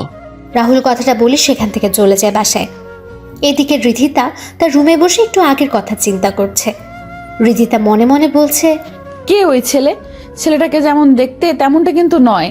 ওর এমন চেহারার পেছনে কি এমন রহস্য লুকিয়ে আছে? ও শরীরে এত চিহ্ন কিসের? ধুর, ও যেই হোক তাতে আমার কি? আমার বদলা নিতে হবে, সেদিন আমি চিন্তা করব কি করে যে বদলাটা নেই আমি ঠিক করেই। রিধিতা বসে এসব চিন্তা করছিল, তখনই রিধিতা ইয়েস বলে লাফ দিয়ে উঠল। রিধিতা নিচে গিয়ে খাওয়া দাওয়া শেষ করলো। রাহুল বাসায় এসে তার রুমে গিয়ে ফ্রেশ হয়ে কেটে যাওয়া জায়গায় মলম লাগিয়ে শুয়ে পড়ল। রাতের বেলা যখন সবাই মিলে খাবার খাচ্ছিল, তখনই সবাই নিউজে দেখতে পেল আজকেও বড় রাস্তার পাশের পুকুরে কয়েকজন লাশ পাওয়া গেছে। পুলিশ বলছে মৃত ব্যক্তিরা ড্রাগসের ব্যবসার সাথে জড়িত। আগের মতোই সবার বুকে লেখা আছে দ্য ডেথ ডেভিল। পরের দিন সকালে রাহুল ভার্সিটিতে বসে আরিফ, শাকিল আর ডলির সাথে কথা বলছিল। তখনই শাকিল বলে ওঠে, ওই এই ভিডিওটা দেখতো তোরা। কিসের এই ভিডিওটা? আরে বেটা, কালকে রাতে পুলিশের আইজিপিকে কেউ বাজেভাবে হত্যা করেছে আর বুকে লিখে দিয়েছে day dead devil, day dead devil মেরেছে। কি শুরু হলো বলতো? দেশে এক এক করে সবাইকে মেরে ফেলছে ওই ডেভিল। আচ্ছা, ভিডিও দেখি। ভিডিওটা নিয়ে দেখতে পেলাম ডেভিল পুলিশের আইজিপিকে প্রথমে উলঙ্গ করে একটা ছুরি দিয়ে গলা থেকে কোমর পর্যন্ত আঘাত করছে এক নাগাড়ে, আর আইজিপি চিৎকার করছে। তারপর ডেভিল আইজিপির বুকে ফুটন্ত অ্যাসিড ঢেলে দিচ্ছে। আইজিপি চিৎকার করতে করতে অজ্ঞান হয়ে যায়। ডেভিল তখন একটা পৈশাচিক হাসি দিয়ে এক কোপে শরীর থেকে আইজিপির মাথা আলাদা করে দিল, তারপর পা হাত কেটে ফেলে। সবার ভিডিওটা দেখে মাথাটা কেমন যেন ঘুরতে লাগলো। রাহুল মোবাইল রেখে বলে ওঠে, একটা মানুষ আরেকটা মানুষকে এভাবে মারতে পারে?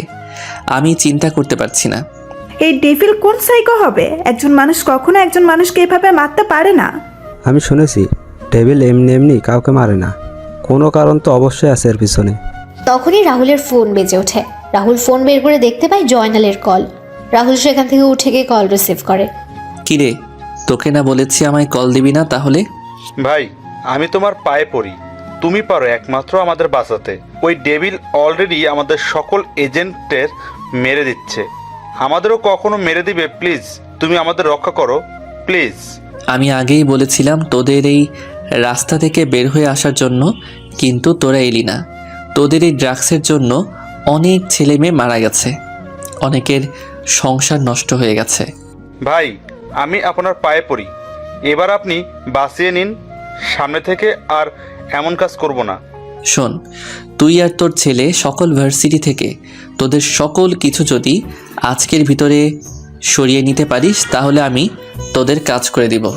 রাহুল কথাগুলো বলে সেখান থেকে এসে আবার আড্ডা দেওয়া শুরু করে। তখন রিধিতা ও তার বন্ধুরা আসে রাহুলদের আড্ডা দেওয়ার স্থানে। রিধিতা রাহুল আর বাকিদের উদ্দেশ্য করে বলে, রাহুল, ডলি, আমি তোদের সাথে সত্যি অনেক খারাপ ব্যবহার করেছি, তোরা আমায় ক্ষমা করে দে। আজকে কি তোর শরীর খারাপ করেছে যার জন্য এমন বলছিস? না রে, আমার শরীর ভালো, তবে নিজের কাজের জন্য খুব অনুশোচনা হচ্ছে। আসলে আমি সবার সাথে খারাপ ব্যবহার করেছি, এখন নিজেকে আমায় বদলাতে হবে, তাই তোরা আমায় ক্ষমা করে দে। তোরা যদি বলিস তাহলে আমি ভার্সিটির সবার সামনে আমি তোদের কাছে ক্ষমা চেয়ে নেব। আমি ক্ষমা করে দিলাম, দেখ রাহুল তোকে ক্ষমা করে দেয় কিনা। রাহুলের কাছে গিয়ে বললাম রাহুলের হাত ধরে, রাহুল আমায় ক্ষমা করে দে প্লিজ, আমি তো নিজের ভুল বুঝতে পেরেছি আর নিজের ভুলের জন্য ক্ষমাও চাইছি। এই কি করছেন? আমি একজন ছোট লোক ছেলে, আমায় ধরছেন কেন?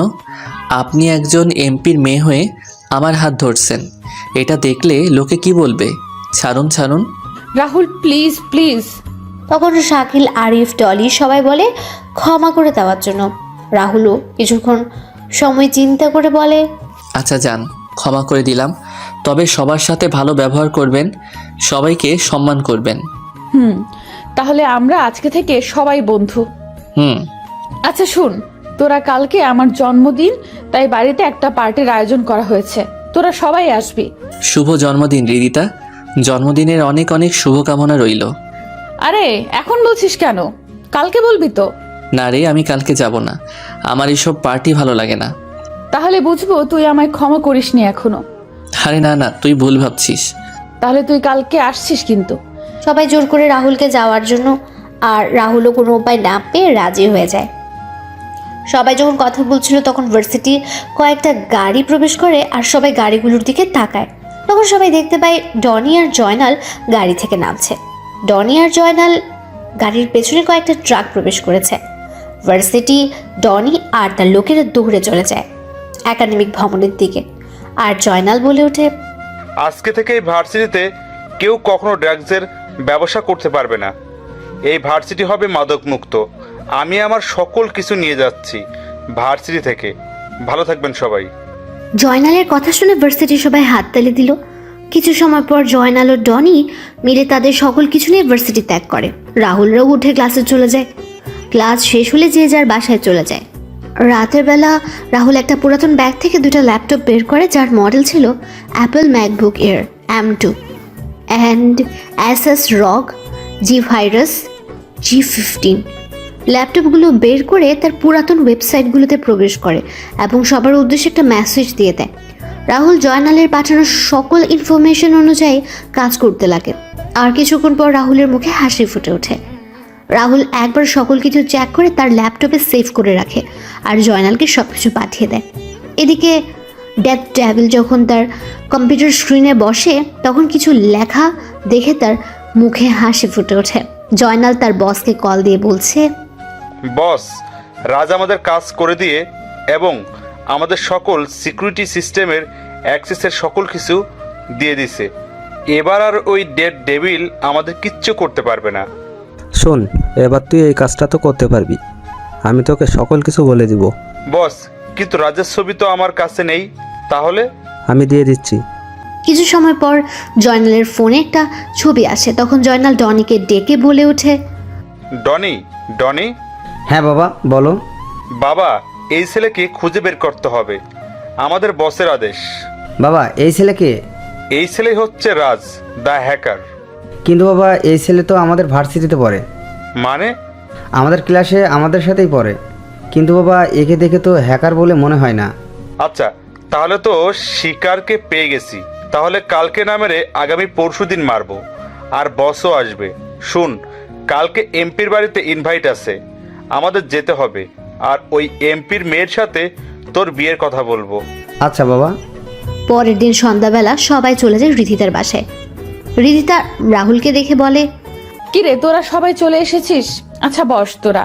আর রাহুল তুই আয় এদিকে। হুম। রিধিতা রাহুলকে নিয়ে তার বাবা আর মায়ের সাথে পরিচয় করিয়ে দিল। রিধিতার বাবা রাহুলকে দেখে কিছুটা চিন্তিত হয়ে পড়েন। তখন রিধিতার বাবা রাহুলকে দেখে বলে উঠলেন, রাজদা। আঙ্কেল, কি বলছেন আপনি? আমার নাম তো রাহুল। হ্যাঁ বাবা, ওর নাম তো রাহুল। তুমি কি রাহুলকে চেনো? হ্যাঁ, না আসলে ওকে দেখতে একজনের মতো দেখতে। কি বলছেন কি আঙ্কেল? না কিছু না। আচ্ছা, তোমরা এনজয় করো, আমি আসছি। রিধিতার বাবা সেখান থেকে চলে যান। তখন রিধিতা ও তার বাবার বন্ধু আমজাদ খানের সাথেও রাহুলের পরিচয় করিয়ে দিল। রিধিতা তার বাবার একজন লোককে ইশারা করে এবং লোকটা ইশারা করে বুঝিয়ে দেয় কাজ হয়ে গেছে। রাহুল তখন সেখানে জয়নাল ও তার ছেলেকে দেখতে পায়। জয়নাল, রিধিতার বাবা আর আমজাদ খান কি যে কথা বলছিলেন।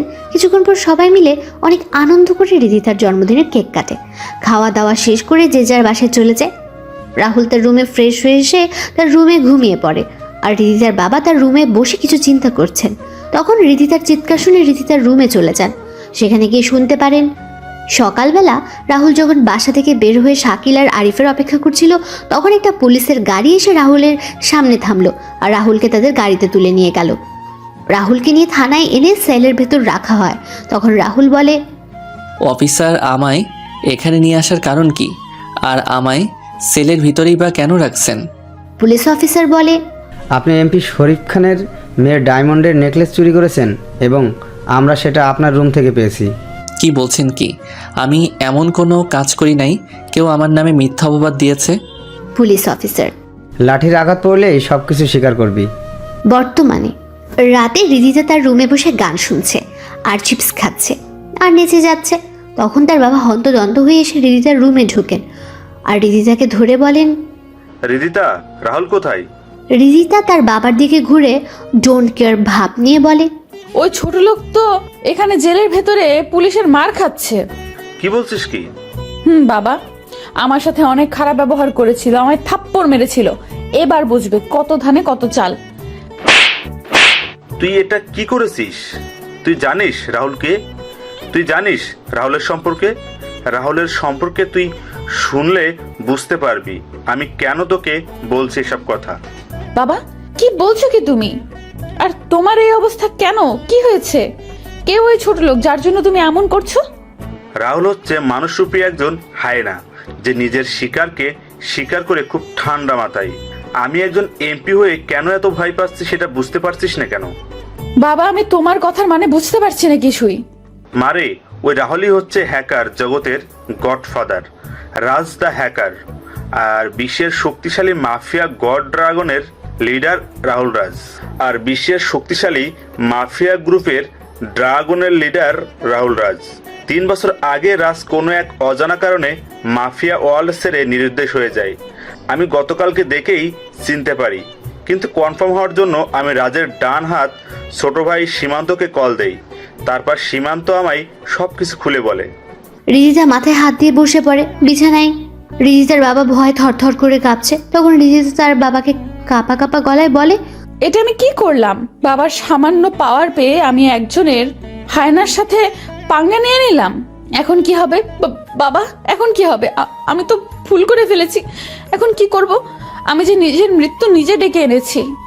আমাদের সকালে তাড়াতাড়ি করে থানায় যেতে হবে এবং রাজকে ছাড়িয়ে নিয়ে আসতে হবে। এখন চল। পরের দিন সকালে রিদিতা আর তার বাবা থানায় গিয়ে যা শুনতে পেলেন তাতে তারা কিছুটা ভয় পেয়ে যান। তারা থানায় গিয়ে রাহুলের কথা জিজ্ঞেস করলে পুলিশ অফিসার বলে, আজকে রাহুলকে কোর্টে নিয়ে যাওয়ার পথে দুটো সন্ত্রাসী গ্রুপ তাদের উপর হামলা করে। একটা গ্রুপ রাহুলকে নিয়ে যায়। ঘটনাস্থলে কয়েকজন সন্ত্রাসী মারা যায় আর তাদের অনেক পুলিশ সদস্য হাসপাতালে ভর্তি আছে। রিদিতা তার বাবা থানা থেকে বের হয়ে আসেন। তখন রিদিতার বাবার ফোন বেজে ওঠে। রিদিতার বাবা ফোন রিসিভ করে শুনতে পান, খান সাহেব, আপনি চিন্তা করবেন না, ভাই আমাদের সাথেই আছে, আপনি আমাদের এখানে চলে আসুন। রিদিতার বাবা রিদিতাকে বাসায় চলে যেতে বলে। তিনি অন্য একটা গাড়ি ভাড়া করে সীমান্তের বলে দেওয়া ঠিকানায় চলে যান। এদিকে রিদিতা বাসার দিকে গাড়ি চালিয়ে আসছিল, তখনই কবরস্থানে সেই চাচাকে দেখতে পায়। রিদিতা গাড়ি থামিয়ে চাচার সামনে গিয়ে বলে, চাচা কেমন আছেন? ভালো রে মা, তুই কেমন আছিস? ভালোই চলছে। চাচা আপনার কাছে কিছু জানার ছিল। হ্যাঁ বল, কি জানতে চাস তুই? আচ্ছা, একটা ছেলেকে দেখি প্রত্যেকদিন বিকেলে কবরস্থানে আসে আর কান্না করতে করতে বের হয়ে যায়। আসলে ছেলেটা এখানে কেন আসে আর কান্নাই বা কেন করে? আচ্ছা, তুমি রাজের কথা বলছো? মারে, ছেলেটার পৃথিবীতে কেউ নেই। রাজের বয়স যখন 10 তখন তার মা বাবা মারা যান। তারপর থেকে রাজের দেখাশোনা করার জন্য তার মামা আর মামি তাদের বাসায় চলে আসেন। রাজের মামা আর মামি ছিলেন লোভী প্রকৃতির। তারা রাজের সম্পত্তির লোভে রাজের দেখাশোনা করার নামে রাজের উপর অত্যাচার করত। রাজের মামা মামি আর রাজের মামাতো ভাই বোন রাজকে সহ্য করতে পারতো না। রাজের উপর চলতো প্রাচীন যুগের অমানবিক নিষ্ঠুর অত্যাচার। রাজের বড় মামাতো বোন সুমনা রাজকে অনেক ভালোবাসতো। রাজও সুমনাকে অনেক ভালোবাসতো। বলতে পারি সুমনা হয়ে যায় রাজের মা বাবা। রাজের উপর কোনো অত্যাচার হলে সুমনা তার প্রতিবাদ করত। রাজকে নিয়ে বিভিন্ন জায়গায় ঘুরতে যেত। সুমনা যতদিন বাসায় থাকতো ততদিন সবাই রাহুলের সাথে ভালো ব্যবহার করত। কিন্তু ভাগ্যের কি নির্মম পরিহাস, সুমনা কোনো এক অজানা কারণে 4 বছর আগে সুমনাও মারা যায়। সুমনা মারা যাওয়ার পর রাজের পুরো পৃথিবী পাল্টে যায়। রাজ হয়ে যায়, রাজ কেমন যেন চুপচাপ হয়ে যায়। মামা মামি আর ছোট মামাতো বোন রাজকে শত আঘাত করলেও রাজ সবকিছু মুখ বুজে সহ্য করে নিত। রাজ প্রত্যেক দিন এসে সুমনা ও তার মা বাবা কবরের কাছে বসে কান্না করে সবকিছু বলতো। আমি ছেলেটার কথাগুলো শুনে বাকরুদ্ধ হয়ে যেতাম। ছেলেটার কান্না শুনে আমি কান্না করতাম। রাজ একদিন এসে কান্না করে বলে, জানো মা বাবা আপু আজকে মামা মামি আর সীমা মিলে আমায় অনেক মেরেছে। আমার মুখে কাপড় গুজে দিয়ে আঘাত করেছে। আমার শরীরে লাঠির আঘাতে ফেটে যাওয়া স্থান দিয়ে রক্ত পড়ছে আর সে আঘাতপ্রাপ্ত জায়গায় লেবু চিপে লেবুর রস আর লবণ ঢেলে দিচ্ছে। আমি এই যন্ত্রণা যে সহ্য করতে পারছি না, ব্যথা যন্ত্রণা সব কিছু মিলিয়ে আমার চোখের জল আমার চিৎকারের রূপ নিয়ে বের হয়ে যাচ্ছে। আমায় কেন তোমরা একা রেখে চলে গেলে? আমার পিঠে যে প্রচণ্ড ব্যথা করছে। মা বাবা, আপু, তোমরা শুনতে পাচ্ছ? আমার পিঠে অনেক ব্যথা করছে। আমি অনেক গুলি খেয়েছি, কিন্তু এমন ব্যথা আমার কখনো লাগেনি। তোমরা কেন আমায় একা রেখে চলে গেলে? বেশ, কেন আমায় তোমাদের সাথে নিয়ে গেলে না? জানিস মা, রাজ তার নিজের মা আর বাবার নামে একটা অনাথ আশ্রম আর সুমনার নামে একটা হাসপাতাল তৈরি করেছে। রাজকে একটা মেয়ে তার ভার্সিটিতে নানাভাবে অপমান করত, কটু কথা বলতো, মা বাবা তুলে কথা বলতো, কিন্তু রাজ কিছুই বলতো না। কয়েকদিন আগে রাজ এসে আমায় বলে যায়, চাচা, আমার বোনেদের খুনিদের সন্ধান পেয়ে গেছি। এবার শুরু হবে মৃত্যুর মিছিল। সব কয়টাকে শোনাবো মৃত্যুর ভয়ানক শব্দগুলো। কি বলছিস কি রাজ? তুই, সুমনা আর সীমা হত্যা করা হয়েছে মানে? চাচা, হত্যা করা হয়েছে। তোমায় সব বলবো, তবে কাজ শেষ করে এসে। কিন্তু আমরা তো শুনেছি সীমা আত্মহত্যা করেছিল গলায় ফাঁসি দিয়ে। তবে রাজ যেহেতু বলেছে, তার পিছনে কোনো কারণ আছে নিশ্চয়ই। রিদিতার চাচার কথাগুলো শুনে নিজের বাসায় দৌড়ে চলে যায়। রিদিতা তার রুমে ঢুকে কান্না করছে আর নিজের কাজের জন্য বারবার আফসোস করছে। চাচাও কথাগুলো বলে দীর্ঘ একটা শ্বাস ছেড়ে সামনের দিকে পা বাড়ান। এদিকে শরীফ খান সীমান্তের বলা ঠিকানায় এসে পৌঁছে যান।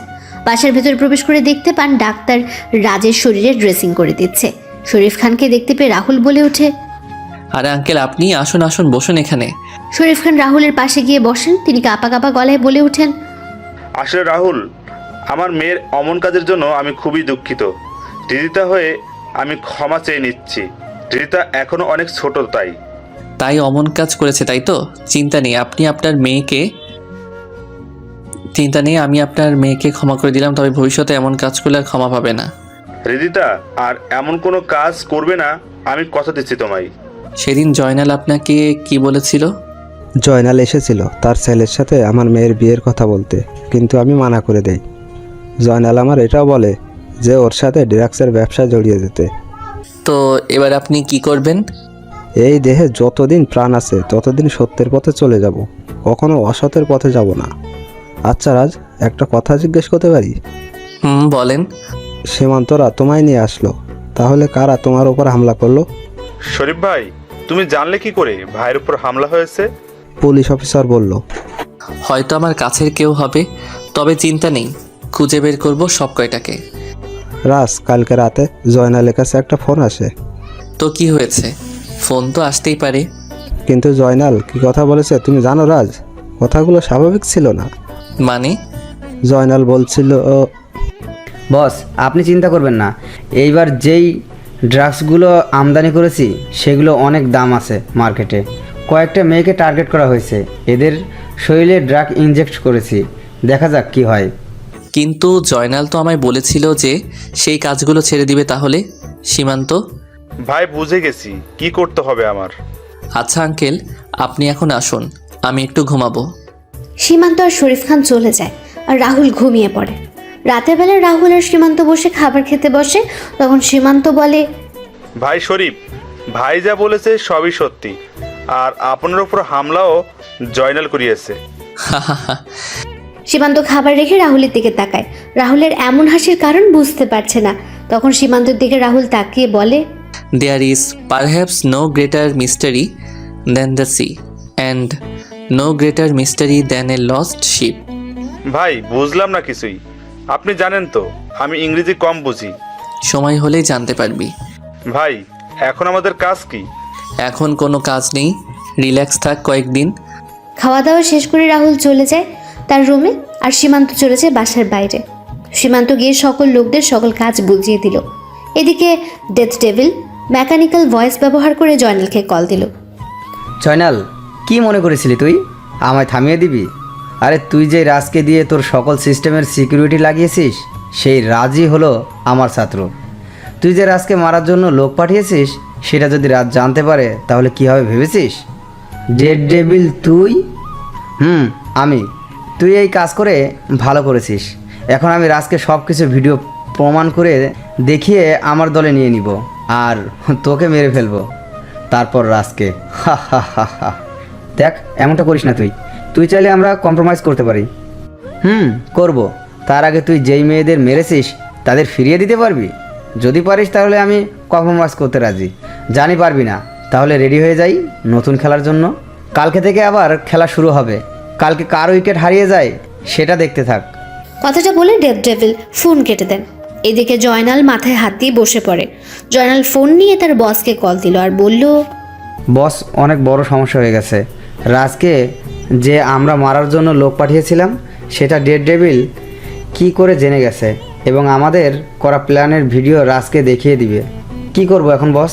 সব কিছু যে হাতের বাইরে চলে যাচ্ছে। কিছুই হাতের বাইরে যেতে দিব না। এবার সময় হয়ে গেছে আমাদের বিগ বস এর বাইরে আসার। বিগ বস মানে? আমার বস পুরো মাফিয়া জগতের কিং বিগ বস। সে খুব তাড়াতাড়ি আসছে, বাংলাদেশে আসছে। কবে আসবে বস? খুব তাড়াতাড়ি।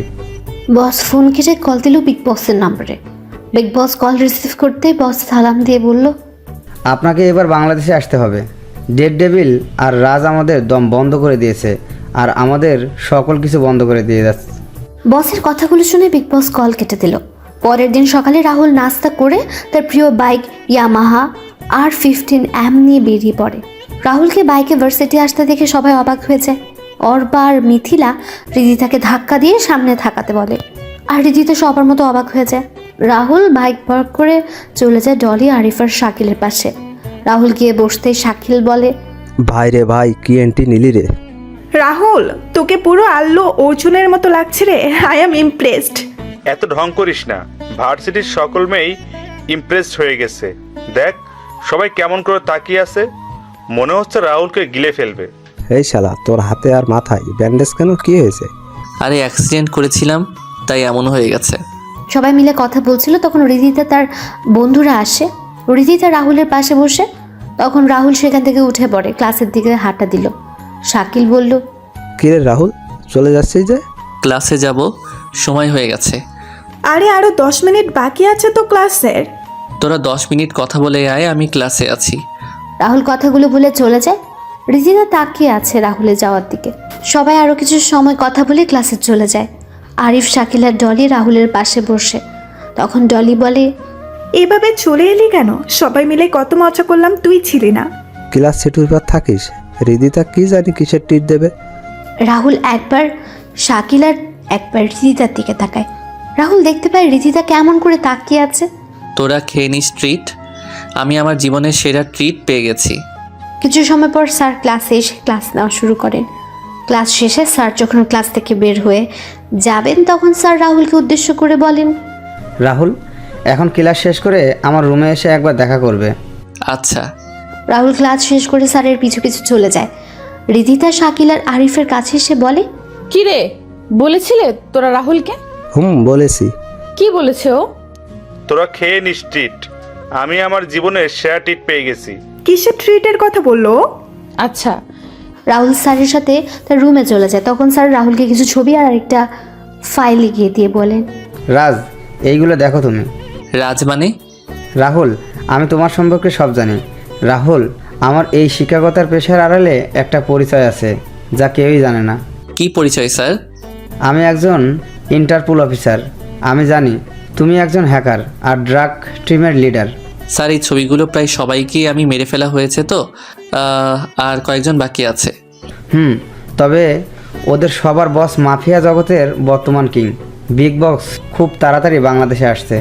তার জন্য লক্ষ্য হলো তোমায় এবং ডেভিলকে হত্যা করা। আমি আমার সোর্সের কাছ থেকে জানতে পেরেছি। তোমাকে এখন সাবধানে থাকতে হবে। স্যার, সাবধানে তো ওরা থাকবে। ওই বিগ বস বাংলাদেশে এসে অনেক ভুল করেছে যা সে তার প্রাণের মূল্য দিয়ে বুঝবে। মানে? There is perhaps no greater mystery than the sea and no greater mystery than a lost ship. আসি স্যার। রাহুল কথাগুলো বলে রুম থেকে বের হয়ে যায়। আর স্যার রাহুলের এমন রহস্যময় কথা শুনে কথাটার মানে বোঝার চেষ্টা করছেন। রাহুল ক্লাসে এসে শাকিল আর আরিফের সাথে বসে পড়ে। কি রে, স্যার কেন ডাকলো? আমার এই অবস্থা হলো কি করে সেটা জানার জন্য। ও আচ্ছা। কিছুক্ষণ পর স্যার এসে ক্লাস নেওয়া শুরু করেন। ক্লাস শেষ করে স্যার চলে যান। রাহুল ক্লাস থেকে বের হয়ে তার বাইকের কাছে সে বাইক নিয়ে যেই বের হবে ভার্সিটি থেকে, তখন রিদিতা রাহুলের সামনে এসে বলে, কি ব্যাপার, কোথায় যাচ্ছ তুমি? হাওয়া খেতে যাচ্ছি। আপনার কোনো সমস্যা? শাকিল আর আরিফ কিছু বলেনি? হুম, বলেছে। তাহলে চলে যাচ্ছ যে? জীবনে অনেক ট্রিট পেয়েছি, আর কয়েকদিন আগেই তো আপনার কাছ থেকে সেটা ট্রিট পেয়েছি, আর ট্রিট লাগবে না। আসলে আমি রাহুল কথাগুলো বলে চলে যায় বাইক নিয়ে, ভার্সিটি থেকে বের হয়ে যায়। রিদিতা যখন হাঁটছিল আনমনে, তখন ডনি রিদিতার সামনে এসে রিদিতার হাত ধরে বলে, জানেমান, কি খবর তোমার? একা কেন হাঁটছো? আমায় সাথে নিয়েই তো হাঁটতে পারো। ডলি, কি বলছিস কি তুই? মাথা ঠিক আছে তোর? আমার হাত ছাড় বলছি। আমার সব কিছু ঠিক আছে, তবে আমাদের বিয়ের পর কিছু ঠিক থাকবে না। আমাদের বিয়ে মানে? তোমার আর আমার বিয়ে, জানেমান। তোর মতো একটা নেশাখোর আর গাঁজাখোর ছেলেকে আমি বিয়ে করব? দেখ, আমার এমনিতেই মনটা ভালো না, তাই উল্টো পাল্টা না বকে এখান থেকে চলে যা, এতেই ভালো হবে। চলো আমার সাথে, তোমার মন ভালো হয়ে যাবে, আর কয়েকদিন পরেই তো আমাদের বিয়ে হয়ে যাবে। বলছি না তোকে আমার সামনে থেকে চলে যেতে? তাহলে কেন শুনছিস না? তোর মতো একটা অপরাধী ছেলেকে কে বিয়ে করবে? তোর বাপ এক সন্ত্রাসী আর তুই হলি আরেক সন্ত্রাসী, আর তোকে করব আমি বিয়ে? আরে আমার দিন এত খারাপ আসেনি যে তোকে বিয়ে করব। রিদিতা কথাগুলো বলে চলে যায় সেখান থেকে। আর টনি অগ্নি চোখে তাকিয়ে আছে রিদিতা যাওয়ার দিকে। রিদিতা সবার সাথে কথা বলে চলে যায় তার বাসায়। বিকেলবেলা রাহুল তার বাসা থেকে বের হয়ে চলে যায় তার বাবা মা আর বোনদের কবরের কাছে। সেখানে কিছু সময় অতিবাহিত করে রাহুল যখন বের হয়ে দেখতে পায় রিদিতা তার দিকে এগিয়ে আসছে, তখন রাহুল কোনো কথা না বলে তার বাইকের কাছে এসে যেই বাইক ঘুরিয়ে স্টার্ট দেবে তখনই শুনতে পায় রিদিতার চিৎকার। রাহুল পেছনে তাকিয়ে দেখতে পায় একটা কালো গাড়িতে রিদিতাকে কয়েকজন মিলে জোর করে তুলে নিয়ে যাচ্ছে। রাহুল বাইক থেকে নেমে যখন দৌড় শুরু করবে তখনই লোকগুলো রিদিতাকে গাড়িতে নিয়ে চলে যাচ্ছিল। রাহুল তার বাইকের কাছে এসে বাইক স্টার্ট দিয়ে ওই গাড়ির পিছু নিল। এদিকে রিদিতা চিৎকার করেই যাচ্ছে, কিন্তু কেউ চিৎকার শুনছে না। কিছু দূর যাওয়ার পর রাহুল দেখতে পায় গাড়িটা একটা জঙ্গলে প্রবেশ করছে। রাহুলও গাড়িটার পিছু নিল। রাহুল একটা পোড়া বাড়ির সামনে গাড়িটাকে দাঁড়িয়ে আছে দেখতে পায়। রাহুল বাইক থেকে নেমে ভেতরে প্রবেশ করতেই রিদিতার চিৎকার শুনতে পায়। রাহুল ভেতরে ঢুকে দেখতে পায় ড্রাগস, গাঁজা, আফিম সহ আরও অনেক মাদকদ্রব্য এখানে ছোট ছোট করে প্যাকেট করা হচ্ছে। রাহুলকে দেখে রিদিতা চিৎকার করে বলে, রাহুল, রাহুল রাজদা হ্যাকার, চলে আসছিস এখানে মরার জন্য? ভালো হয়েছে, তোকে মেরে আমি আমার বিয়েটাও সেরে নিব। তোর মতো বিড়াল করবে বাঘের শিকার? বাঘকে শিকার করা এত সহজ নয়। বাঘ সব জায়গায় রাজত্ব করে বেড়ায়, সেটা হোক নিজের এলাকায় বা বিড়ালের এলাকায়। কে আসল বাঘ আর কে বিড়াল এখনই সেটা বোঝা যাবে। এই মার শালাকে। ডনির কথা শুনে ডনির লোকেরা যখন রাহুলকে মারার জন্য লাঠি, হকি স্টিক, পাইপ নিয়ে এগিয়ে আসে, রাহুল ডনিও সবার দিকে তাকিয়ে বলে ওঠে, এই 30 জন আমায় মারবে? কেন বেশি মনে হচ্ছে তোর কাছে? এরা করব বাঘের শিকার? আরে এরা তো নিজেই বাঘের শিকারে পরিণত হবে। রাজ কথাটা বলে এক এক করে সবাইকে মারতে থাকে। 5 মিনিটের ভেতরে ডনির সকল লোক মাটিতে শুয়ে আছে, আর রাহুল রক্তাক্ত চোখে ডনির দিকে তাকিয়ে সিগারেটের ধোঁয়া উড়িয়ে যাচ্ছে। ডনি রাজের এমন চেহারা দেখে কয়েক পা পিছিয়ে যায়। তখন ডনি বলে, তো তুই নিয়ে যা এই মেয়েটাকে, আর আমাকে ছেড়ে দে, আমার ভুল হয়ে গেছে, আমি ওর বাঁধন খুলে দিচ্ছি। ডনি কথাগুলো বলে রিদিতার বাঁধন খুলে দিল। রিদিতা ভয়ে ভয়ে রাহুলের পাশে এসে দাঁড়ালো। রাহুল সিগারেটটা শেষ করে রিদিতাকে নিয়ে কয়েক পা এগিয়ে যেতে রাহুল তার বাম হাত দিয়ে পেছন থেকে আসা রড আটকে দিল। রিদিতা কয়েক পা সরিয়ে যায়।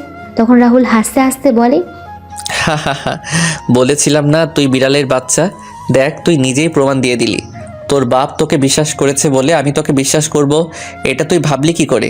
আমি জানতাম তুই পিছন থেকে আঘাত করবি, আর তুই করেও ফেললি। রিদিতা, বাইরে যাও। রাহুলের কথা শুনে রিদিতা চলে যায় বাড়ির বাইরে। আর রাহুল ডনের দিকে এগিয়ে গিয়ে বলে ওঠে, হ্যাকার আর ডেভিল এক হয়ে গেলে এর পরিণাম কি হবে সেটা তোর বাপ এখনো বুঝতে পারবে। Bye bye. কথাটা বলে রাহুল ডনির বুকে তার পিস্তলের সকল গুলি লোড করে দিল, আর ডনি মাটিতে শুয়ে পড়ল। রাহুল তার ফোন বের করে একটা নম্বরে কল দিয়ে ঠিকানা দিয়ে দিল। তারপর বের হয়ে যায় বাড়ি থেকে। রাহুল বাইকের কাছে এসে বাইক স্টার্ট দিল, আর রিদিতা বাইকের পেছনে বসে রাহুলকে জড়িয়ে ধরল। তখন রাহুল বলে, কি হচ্ছেটা কি? জড়িয়ে ধরছেন কেন? বাইকে উঠলে আমার ভয় করে, তাই জড়িয়ে ধরেছি। বাইকের দুই পাশে ডট লাগানো আছে, সেগুলো ধরে বসুন, আমায় ধরা লাগবে না। জড়িয়ে ধরলে কোন মহাভারত অশুদ্ধ হয়ে যাবে শুনি? আপনার মতো বড় লোকদের মহাভারত অশুদ্ধ হয়ে যাবে। আসলে রাহুল তার কানে এয়ারপড লাগিয়ে বাইক চালানো শুরু করলো। কিছু সময় পর বাইক এসে থামে রিদিতাদের বাসার সামনে। রিদিতা বাইক থেকে নেমে যায় আর রাহুল বাইক টান দিয়ে চলে যায়। রিদিতা তার বাসায় চলে যায়। তখন রিদিতার বাবা রিদিতাকে বলেন, কোথায় ছিলে তুমি? আর কয়টা বাজে এখন? আসলে বাবা আজকে আচ্ছা, তুমি তোমার রুমে যাও। এদিকে জয়নাল মাথায় হাত দিয়ে বসে আছে তার ছেলের লাশের সামনে। তার ছেলের পুরো শরীরে ক্ষত বিক্ষত করে দেওয়া আছে আর বুকে লেখা আছে দ্য ডেথ ডেভিল।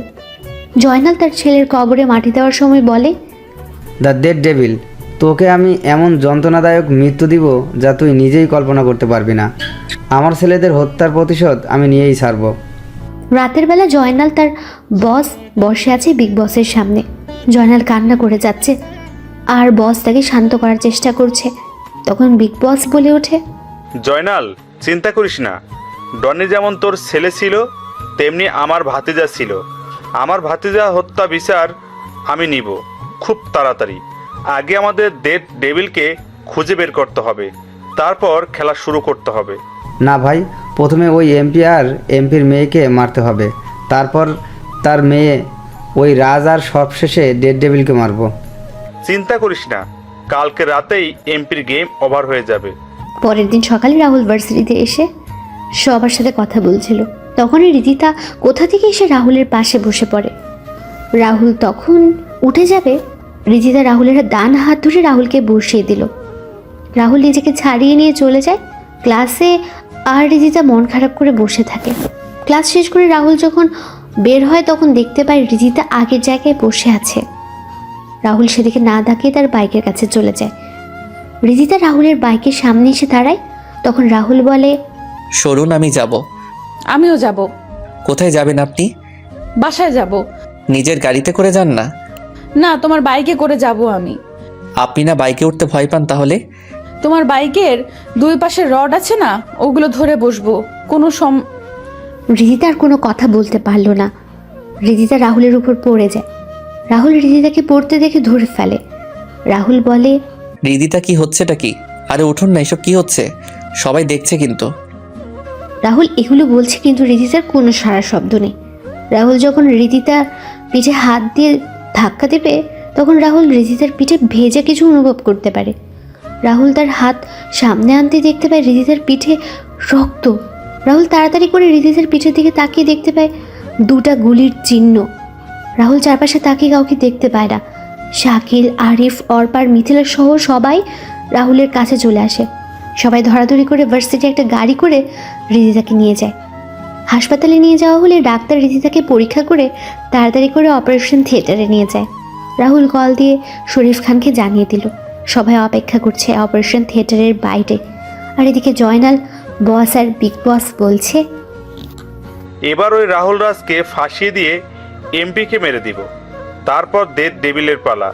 এরপর এই বাংলাদেশে আমার রাজত্ব আর আমার ব্যবসায় ছড়িয়ে পড়বে। বস, কি প্ল্যানটাই না করলেন! এক ঢিলে দুই পাখি শিকার। এখন ডেড ডেভিলকে মেরে আমার ছেলের হত্যার প্রতিশোধ নেওয়া বাকি। এইদিকে রাহুল বসে আছে অপারেশন থিয়েটারের বাইরে। শরীফ খান কান্না করে যাচ্ছে। অর্পা, মিথিলা, ডলি, আরিফ, শাকিল সবাই দাঁড়িয়ে আছে। তখনই রাহুলের ফোন বেজে ওঠে। রাহুল ফোন রিসিভ করে বলে ওঠে, হ্যাঁ সীমান্ত, বল। ভাইয়া, যে শরীফ ভাইয়ের মেয়েকে গুলি করেছিল তাকে পেয়ে গেছি, এখন কি করব? তুই ওই কুত্তার বাচ্চাকে আমার সেলে নিয়ে যা, আমি আসছি। রাহুল কথাটা বলে ফোন রেখে সবার উদ্দেশ্যে বলে ওঠে, তোরা সবাই এখানে থাক, আমি আমার একটা কাজ শেষ করে আসছি। আর আঙ্কেল, আপনি চিন্তা করবেন না, ধৈর্য ধরুন। রাহুল বেরিয়ে পড়ে তার টর্চার সেলের উদ্দেশ্যে। রাহুল সেখানে পৌঁছে দেখতে পায় একটা ছেলেকে বেঁধে রাখা হয়েছে। রাহুল কোনো কথা ছাড়াই ছেলেটাকে গিয়ে মারতে থাকে। মারতে মারতে ছেলেটার অবস্থা খারাপ করে দিল রাহুল। রাহুল চেয়ার টেনে ছেলেটার সামনে বসে বলে, বল, তোকে কে এই কাজ করতে বলেছে? ছেলেটা কোনো কথা বলছে না, শুধু হেসেই যাচ্ছে। এটা দেখে রাহুলের রাগের পরিমাণ আরও বেড়ে যায়। রাহুল যখন ছেলেটাকে মারতে যাবে তখন রাহুলের ফোন বেজে ওঠে। ছেলেটা বলে, নে তাড়াতাড়ি করে ফোন রিসিভ কর, তোর জন্য সুখবর আছে, তাড়াতাড়ি রিসিভ কর, না হলে যে ফোন করেছে সেও মারা যাবে। রাহুল ফোন বের করে দেখতে পায় আরিফের কল। রাহুল রিসিভ করতে আরিফ কান্না মিশ্রিত কণ্ঠে বলে ওঠে, বন্ধু, আমাদের তুই বাঁচা বন্ধু, ওরা আমাদের মেরে ফেলবে, হাসপাতালের সবাইকে। আর আর কি আরিফ, কি হয়েছে বল আমাকে। বন্ধু, রিদিতার বাবাকে ওরা মেরে ফেলেছে। আমরা অপারেশন থিয়েটারে লুকিয়ে আছি, ওরা দরজা ভাঙার চেষ্টা করছে। তুই তাড়াতাড়ি চলে আয়। রিদিতার অপারেশন মাঝপথেই থেমে গেছে, ওরা পাওয়ার সাপ্লাই অফ করে দিয়েছে। বন্ধু, সবাই ভয় পেয়ে আছে অনেক, তুই তাড়াতাড়ি চলে আয়। তোরা টেনশন করিস না, আমি আসছি, তোদের কিছু হবে না আমি থাকতে। রাহুল ফোন রেখে যেই বের হতে যাবে তখনই ছেলেটা হাসতে হাসতে বলে, সব কথা মারা পড়বি, এখন কেউ আর জীবিত পাবি না তুই। রাহুল পাশে থাকা একটা হাতুড়ি দিয়ে ছেলেটার মাথায় আঘাত করতে ছেলেটা নিস্তব্ধ হয়ে যায়। সীমান্ত, তাড়াতাড়ি করে হাসপাতালে চল। রাহুল আর সীমান্ত হাসপাতালে পৌঁছে যায়। সীমান্ত গিয়ে পাওয়ার সাপ্লাই রুম খুঁজে পাওয়ার সুইচ অন করে। তখন রাহুল আর সীমান্ত দেখতে পায় হাসপাতালে পরিণত হয়েছে মর্গে। হাসপাতাল জুড়ে রক্ত আর রক্ত। রাহুল আর সীমান্ত তাড়াতাড়ি করে অপারেশন থিয়েটারের সামনে গিয়ে দেখতে পায় শরীফ আঙ্কেল আর কয়েকজন নার্সের মরদেহ পড়ে আছে অপারেশন থিয়েটারের বাইরে। রাহুল শরীফ খানের লাশের সামনে গিয়ে শরীফ আঙ্কেলকে ডাকতে থাকে। Uncle, uncle. কোনো শব্দ নেই। সীমান্ত সহ বাকি সবাই পুরো হাসপাতালে খুঁজেও কাউকে পাচ্ছে না। রাহুল শরীফ খানের লাশ ধরে বসেছিল। হঠাৎ করে শরীফ খান শব্দ করে ওঠেন আর বলেন, রাজ, আমার সময় শেষ হয়ে এসেছে রে। আমার মেয়েটা অনাথ হয়ে গেল বাবা, তুই আমায় কথা দে, তুই ওদেরকে ছাড়বি না। বল বাবা, বল বাবা। হ্যাঁ আঙ্কেল, আমি কাউকে ছাড়বো না, তোমার আর তোমার কিছু হবে। এই তাড়াতাড়ি করে ডাক্তারকে ডাক না তোরা। না বাবা, আমার সময় শেষ, তুই আমার মেয়েটাকে তোর সাথে রাখিস। আমার মেয়েটাকে আমি তোর হাতে তুলে দিলাম, তুই এখনও। আর কোনো কথা বলতে পারছিল না শরীফ খান। তখন সীমান্ত রাহুলের কাছে এসে বলে, ভাই, পুরো হাসপাতালে খুঁজে কাউকে পায়নি, মনে হয় ওরা চলে গেছে এখান থেকে। রাহুল সহ সবাই অপারেশন থিয়েটারের সামনে গিয়ে দেখতে পায় অপারেশন থিয়েটারের ভেতর থেকে বন্ধ। রাহুল কল দিল আরিফের নাম্বারে, কিন্তু কেউ রিসিভ করছে না। রাহুলের টেনশন যেন বেড়ে যাচ্ছে। রাহুল একের পর এক ফোন দিয়ে যাচ্ছে কিন্তু রিসিভ হচ্ছে না।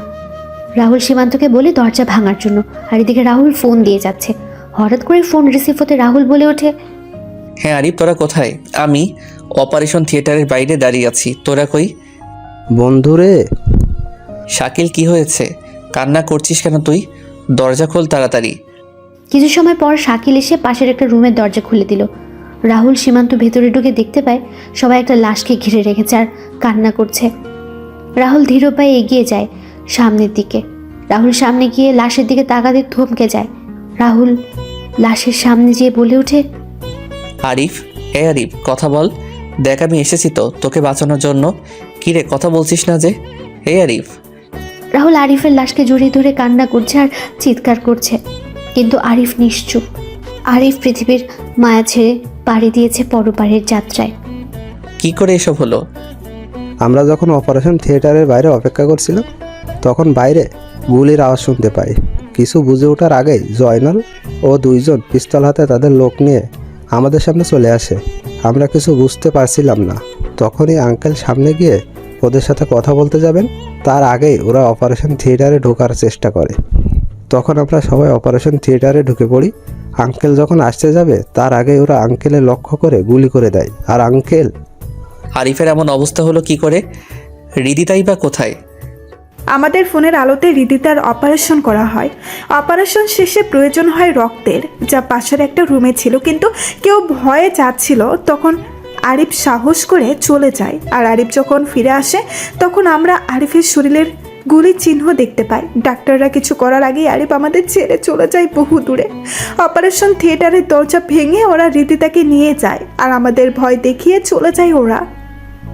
রাহুল যখন সব শুনছিল তখনই রাহুলের ফোন বেজে ওঠে। তখন রাহুল ফোন রিসিভ করে আর ও পাশ থেকে বলে ওঠে, আর রাহুল রাজ বা ডেড ডেভিল নিয়ে যা তো রিদিতাকে 2 ঘন্টার ভেতরে খুঁজে বের করতে পারলে বেঁচে যাবে, না হলে ওই মেয়ে মারা যাবে। আমাদের থেকে সকল ইনফরমেশন চুরি করে নিয়েছিলি, তাই না? চিন্তা করিস না, ডাক্তার এখানে আছে, তুই ইনফরমেশন দিয়ে দিলে মেয়েটা বেঁচে যাবে। এবার দেখি তুই কি করতে পারিস। বিগ বসের হাসির সাথে সংযুক্ত হয় আরেকটা হাসি। হাসি শুনে বিগ বস হাসি থামিয়ে দিল। রাহুল হাসতে হাসতে বলে ওঠে, ওই মেয়ে মরলে তো আমার কিছু না, মেয়েটা মরলে ক্ষতি হবে তোদের। মানে? মানে হলো মেয়েটার ফেসবুক অ্যাকাউন্টে আমি সকল ইনফরমেশন সেভ করে রেখেছি আর টাইমার দিয়েছি আজকে সন্ধ্যা 7টা। মেয়েটা যদি মারা যায় তাহলে তোদের আসল চেহারা সবার সামনে চলে আসবে। মনে করিস না মেয়েটার অ্যাকাউন্টে ঢুকে অফ করে দিবি, এটা আমার সৃষ্টি করা।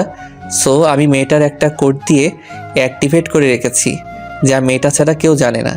এখন একমাত্র মেয়েটাই পারে তোদের বাঁচাতে। এখন তোর চিন্তা কর, মেয়েটা মরবে না বাঁচবে।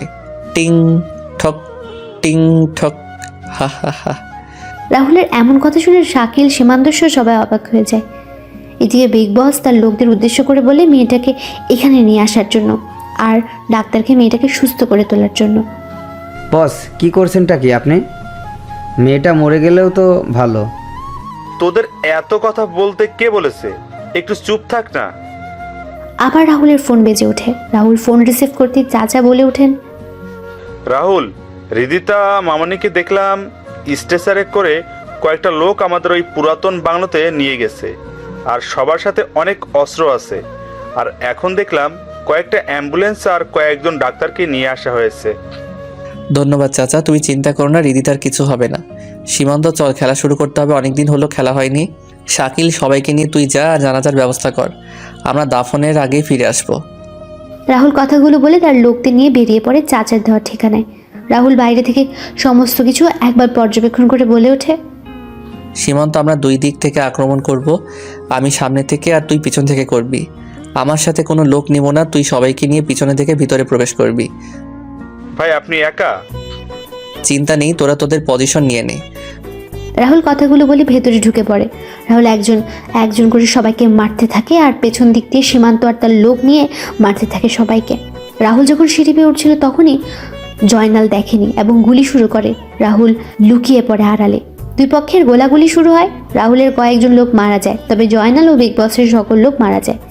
বিগ বস কোনো উপায় না পেয়ে বলে ওঠে, এই মেয়েকে মেরে ফেলতে হবে, এই মেয়েকে মেরে ফেলতে হবে। এমনি যখন বাঁচবো না তাহলে মেয়েটাকে মেরে ফেল। আমি আগেই বলেছিলাম মেয়েটাকে মেরে ফেলতে, আপনি শোনেননি। রিদিতাকে যখন মারতে যাবে তখন রাহুল সামনে আসে আর বলে ওঠে, আমি এখানে আসার আগেই ওরে তোরা না মেরে তোরা অনেক বড় ভুল করেছিস, আর আমি এখানে থাকতে তোরা একে মারবি কি করে? মানে? তোদের বোকা বানালাম আমি। সমস্ত ইনফরমেশন ইন্টারপোল অফিসারদের কাছে চলে গেছে, এখন তোরা মারা পড়বি। এদের সব কয়টাকে এখানে বেঁধে ফেল। এত সহজ আমাদের মারা? দেখবি, দাঁড়া, সীমান্ত রিদিতাকে নিয়ে যা তো। রাহুলের কথা শুনে সীমান্ত সহ কয়েকজন এসে রিদিতাকে নিয়ে যায় আর গাড়ি করে হাসপাতালে। রাহুল পিস্তল ঘুরিয়ে কিছু বলবে তার আগে জয়নাল বলে ওঠে, তুই কিন্তু আমাদের সাথে টক্কর নিয়ে তোর মৃত্যুকে ডেকে এনেছিস। তোর সাহস থাকলে পরিচয় দে। কোন পরিচয় দিলে তুই চিনবি জয়নাল আমায়? মানে? মানে হলো আমি হলাম রাহুল রাজ, আমার ডেথ ডেভির সাথে একজন এক্স আর্মি অফিসার। কি? হ্যাঁ রে কুত্তার বাচ্চা, তোর জন্য আমার পরিবারটা ধ্বংস হয়ে যায়। আমি হারিয়ে ফেলেছি আমার দুই বোনকে, আমার বন্ধু আরিফকে। তোর এত লোভের কারণে আমি আমার পুরো পরিবারটাকে হারিয়েছি। আরে জয়নাল, তোর কাজের জন্য তো আমি নিজের জীবন দিয়ে দিতাম, তাহলে এমনটা কেন করলি? তোদের মতো মানুষের জন্য শত শত ভাই তার বোন হারাচ্ছে, বাবা মা হারাচ্ছে তাদের ছেলে মেয়েকে। তোদের জন্য আজ সত্যিকারের ভালোবাসাগুলো হারিয়ে যাচ্ছে। তারপরও আমি তোদের ক্ষমা করে দিতে চেয়েছিলাম, কিন্তু তোরা এই দেশের ক্ষতি করার জন্য উঠে পড়ে লাগলি। তুই তো মারা গিয়েছিলি। আরে রাখে আল্লাহ মারেকে, কথাটা তো শুনেছিস নিশ্চয়ই। কিন্তু তুই আমাদের পরিচয় পেলি কি করে? তোর ডান হাত ফারুকে মারার পর আমি ফারুকের লকার খুলে কিছু ফাইল আর ছবি পেয়েছিলাম, সেখানে তোর আর তোদের কিছু ছবি পাই। ড্রাগনের পাওয়ার তো জানিসই। তোদের পরিচয় আর তোদের খুঁজে বের করতে আমার কোনো পরিশ্রম করতে হয়নি। এবার সময় হয়ে গেছে তোদের পরপারে যাওয়ার। তুই কাদের জন্য আমাদের পিছনে লেগেছিলি? 4 বছর আগে সিনিয়র ইন্সপেক্টর সুমনার কথা মনে আছে, যাকে তোরা জোর করে ড্রাগস খাইয়ে পাগল করে দিয়েছিলি? আমার আপুটা ড্রাগসের নেশায় এতটা আসক্ত হয়ে পড়ে একসময় ড্রাগস না পেয়ে আত্মহত্যা করে। আমার মা বাবার পর ওই আপুটাই আমায় বড় করে মানুষের মতো মানুষ তৈরি করে এবং একজন আর্মি অফিসার তৈরি করে। তোদের ব্যাপারে সব জানার পর আমি আমার সিনিয়র অফিসারদের সব জানাই এবং তারা আমার সাথে সহমত পোষণ করে। আমার ছোটো বোন সীমা যখন জানতে পারলো তোদের পরিচয়, তখন তোরা সীমাকে তুলে নিয়ে ধর্ষণ করে ব্ল্যাকমেইল করতি আর নিজেদের শারীরিক চাহিদা মেটাতি। সবশেষে আমার বোনটাকে তোরা মেরে সেটা আত্মহত্যা দেখিয়ে দিলি। এবার সব কিছুর হিসাব মেটাবো আমি। রাহুল একটা ঝাঁকুনি তিনজনের বুকে আঘাত করতে লাগলো। সবার বুক ক্ষতবিক্ষত করে দিয়ে লিখে the death devil. Boss, Joynal আর বিগ বস চিৎকার করছে, কিন্তু রাহুল কোনো কথায় কর্ণপাত না করে বেরিয়ে যায়। রাহুলরা বাড়ি থেকে বেরিয়ে নিজ হাতে রাহুল বমটা ব্লাস্ট করে দেয়। মুহূর্তে বাড়িটা আগুন ধরে যায়। ব্লাস্ট হওয়ার সাথে সাথে বাড়িটাও ভেঙে পড়ে। তারপর রাহুল 2 ফোঁটা চোখের জল ফেলে, আকাশের দিকে তাকিয়ে বলে, আপু, তোদের হত্যার বিচার আমি নিয়েছি। আরিফ বন্ধু, আমি তোর হত্যাকারীদের শেষ করে দিয়েছি। তোরা ভালো থাকিস, সবাই ওপারে। রাহুল চলে যায়। আরিফ শরীফ খানের জানাজা শেষ করে চলে যায় হাসপাতালে গিয়ে জানতে পারে সকালে রিজিতার জ্ঞান ফিরবে। সীমান্ত সহ বাকি সবাইকে পাঠিয়ে দিয়ে রাহুল হাসপাতালে থেকে যায়। রাহুলের চোখটা লেগে আসছিল, তখনই নার্স এসে বলে দেয় রিজিতার জ্ঞান ফিরেছে। রাহুল গিয়ে রিজিতার সাথে দেখা করে। রিজিতা সুস্থ হতে 1 মাস লেগে যায়। রিজিতা তার বাবার এমন মৃত্যুর কথা শুনে কান্নায় ভেঙে পড়ে। রিজিতা এখন রাহুলদের সাথে রাহুলের মামা মামির। রাহুল রিজিতাকে বিয়ে করতে রাজি হয়। আজ 32 ডিসেম্বর, রাহুল আর রিজিতের বিয়ে। এইদিকে কাজী বলছে, বাবা এবার তুমি বলো। কি বলবো? কবুল কবুল। হ্যাঁ বলছি, আবুল আবুল। আমি ওর কথা শুনে একটু রাগ দেখিয়ে বললাম, কি বলছিস তুই? এদিকে সবাই হাসছে। রিজিতা তখন বলে, তুই কবুল বলবি না আমি? ওইটা করে নিব সবার সামনে। বলছি কবুল কবুল কবুল। কাজী সাহেব আর বলা লাগে কি? না বাবা, হয়ে গেছে। দোয়া করা শেষ হলে রিজিতা রাহুলের কানে কানে বলে, আজকে রুমে আয়, আমি ছুরি আর লাঠি নিয়ে অপেক্ষা করব। আমায় কষ্ট দেওয়া না, রুমে আয়, বুঝতে পারবি। ইন্না নিল্লা, আল্লাহ কি বলছে এসব? আয় রুমে। তখন মিথিলা এসে বলে, দুলাগাই, বিড়ালটা মারিস ভালো করে। আগুনে যা ঘি ঢেলেছিস সেটা এখন অনেক গরম হয়ে ফুটছে। বিড়ালের বিয়ে হবে না। এখন সেটা বুঝতে পারছি। হে সৃষ্টিকর্তা, তুমি রহম করো আমার উপর। পাঠক আর পাঠিকাগণ দোয়া করিয়েন। আমি যাচ্ছি দিয়ার রাগ ভাঙাতে। ভালো থাকবেন আপনারা, আর আমার জন্য দোয়া করিয়েন। দেখা হবে খুব তাড়াতাড়ি নতুন কোনো গল্পে।